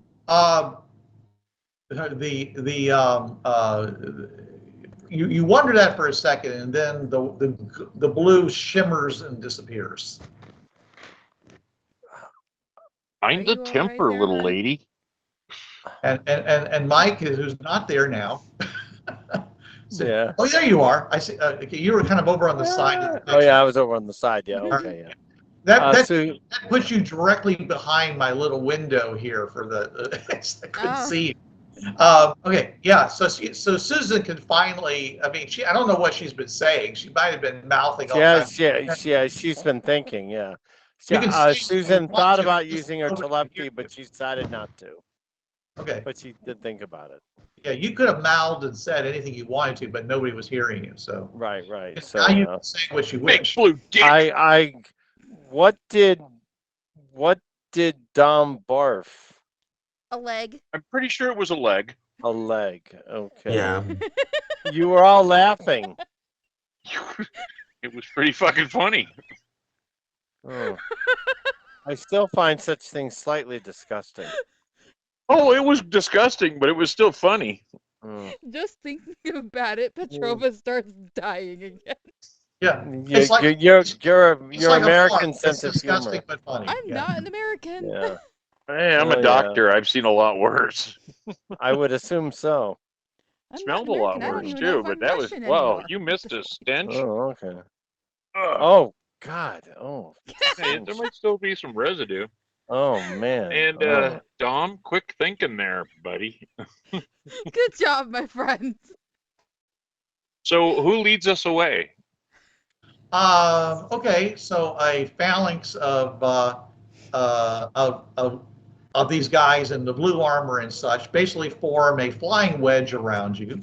Oh, cool. Proceed to lead you on. They take you over to a glowing blue disc that and of course you have to get on because they're behind you as well as in front of you. So you're in a wedge. Okay, and you walk off on top of it, and it goes lowers down a couple of floors, and then they walk you off of that and over to a room where there are a number of people that are dressed, in what are obviously some kind of servants' costumes. Okay, who are standing next to this big open door, and inside there is a large room with with windows and basically big divan and some tables and benches and a carpeted floor and lots of stonework and a ceiling that's probably around 14 foot to 20 foot tall. All right. Ceiling. Cozy. And the place, and it has, it has a bunch of candles in it, but it also has these two large. There's, basically they're like thin stands, okay, and they've got blue energy going up there, and on the top of it, they've got these two metal pieces that and they are like with fins on them, and they're glowing bright red and casting light into the room because of that. But they're also heating the room, so it's not the really the uncomfortable chilliness that you experienced. First of all, we were up on the roof, Okay, and also when you were out walking around all this time, okay, and you are Alrighty. and you are in the room, but yeah, so it's basically eliminating any cold or pall that would be, because if you touch the walls of the room, you can feel that the walls are chilly, especially the windows are chilly compared to. So it's essentially it's like two giant space heaters. Okay. Like those ones that you have, the propane ones that they use outside at restaurants. Right. And in the distance through the window, you can see, the big crystal, the light of light, which is actually casting light through the window and also providing illumination. All right, guys, we need to come up with a good story at this point. Yes, we do, for sure. Edison is not gonna, be here, so is there really a story that we need to say other than, our wizard is I'm off just somewhere? trying to figure. I mean, we weren't prepared for gifts or anything, and like I said, we just kind of played it by ear on this one. So we need to. Don't you have like your Amuse the Savage kits for that? I mean, I don't like calling people savages, but I don't think anything it in is that's the going to point be of all that that. interesting to him. Yeah, No. I mean, I don't know if you're trying to get what I'm trying to lay down here, but you're getting an awful lot of the weirdness of Flash Gordon, the whole Ming super science, surrounded by medieval, destitution. Yeah, it's that's really what I was picking up on. Landscape that's got nothing but darkness. So I'm just saying that's kind of the aesthetic I'm going for with this. Okay. Just so you kind of get it. Everything in this place, I mean, it's every so often, anything you see doing something is glowing blue. It's like the vita of this place is these blue glowing energy. So it's kind of like Tron meets Flash Gordon meets. So the outside walls all have, except for these windows, all have a kind of a bluish, like I say, kind of Tron-ish energy, circuitry kind of thing going through them and stuff. Okay, but the inside walls aren't doing that, that are like walls. Okay, and so it's just. And like I say, these things that are there are, that are producing the heat, they're also they're all glowing blue as well, because, and it's obvious, it should be fairly obvious that the energy that's producing the heat and stuff is being fed by this blue energy. All right, that's that. I'm going to shut up now and let you guys do what you're going to do.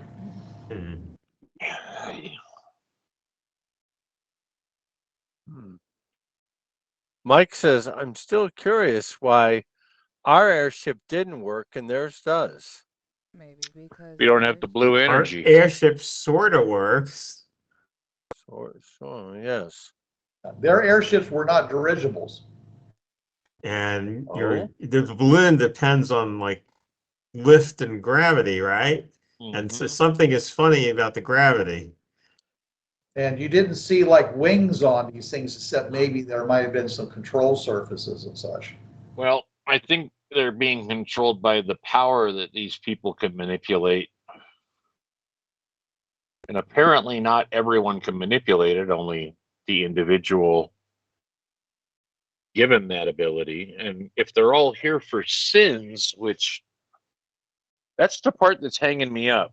It's like, is it the question is it a religious thing where they just like say everybody's sinful, like I think so, like your Catholics do, or is it are they actually being punished for something? That or this is actually hell. Literally. Hell with a fridge portal. I don't think so. Why not? No. Hell from a fringe world. Oh, anyway, because I mean, well, first of all our album covers lied to us, and second of all, you're what?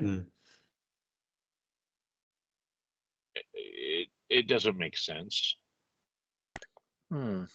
I mean, because obviously they're not all devils or demons or, hell would be. I mean, also you have to look at hell doesn't necessarily mean the same thing to everybody either.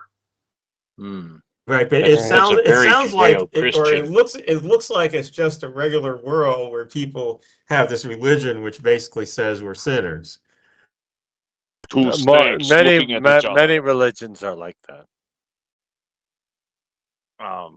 It should remind you of the South American, religions where they have to do all kinds of sacrifices to their gods because that's the only way the god brings the sun back, and they all just don't die. People primitive mindset. They didn't have a right to live. It was only by appeasement that they lived another day. Yeah, and I mean that gets rid of a population pretty quickly. Yeah, that's why the Incas had to go out and gather up other populations. Right, they warred so they'd have lots of prisoners. Yeah, but I'm not getting a sacrificial vibe per se from these people.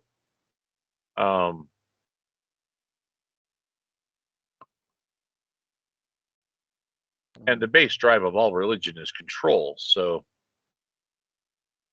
what better way to explain why people must pay, homage to you other than saying, well, if you don't, we're going to cast you off to hell or to the bad guys. But they believe this place is already hell, so that's not going to help as a further threat. They said they're here because in the dark because of sins. Something they did at some point. Hence, which hell. means they were sent here, which means they used to be somewhere else. Or they've always been here, and that's just the mythology that's grown. Yeah. And we can't really tell. In the Scandinavian hell, Ronan was just the land where the dead went. You heard about what the people believe here. Correct. The Scandinavian hell was where the dead would go, but you didn't have to stay there, but you usually did. I was asking in character if Ronan, what Ronan has heard about, people believing that this is hell and they were sent here, were they just born here and they just have a religion that says it's hell? Do they come from somewhere else? I don't think they call it hell. They just happen to say that if you ended up down here, that means you were bad. Right, but did they come from somewhere else though? They didn't say. What about this girl you met? You said her mother was here? Yes. So she was born here? Where they both came over? Yes, I believe so. So if she was born here, what did she do that was wrong? She didn't tell me. I wish you had gotten some more information from these guys. She actually did, but Ronan doesn't. But Ronan apparently does not remember. You basically asked her about that, and she said well, she says if I wasn't bad, then I might have gone into the light, but I don't know anyone who ever has, so I've done something wrong. All righty. Okay. Well, I got to call tonight, everybody. So continue having fun. Oh, it's literally almost 11. So do you guys want to stop here? Yeah. That's good. All right. Very good.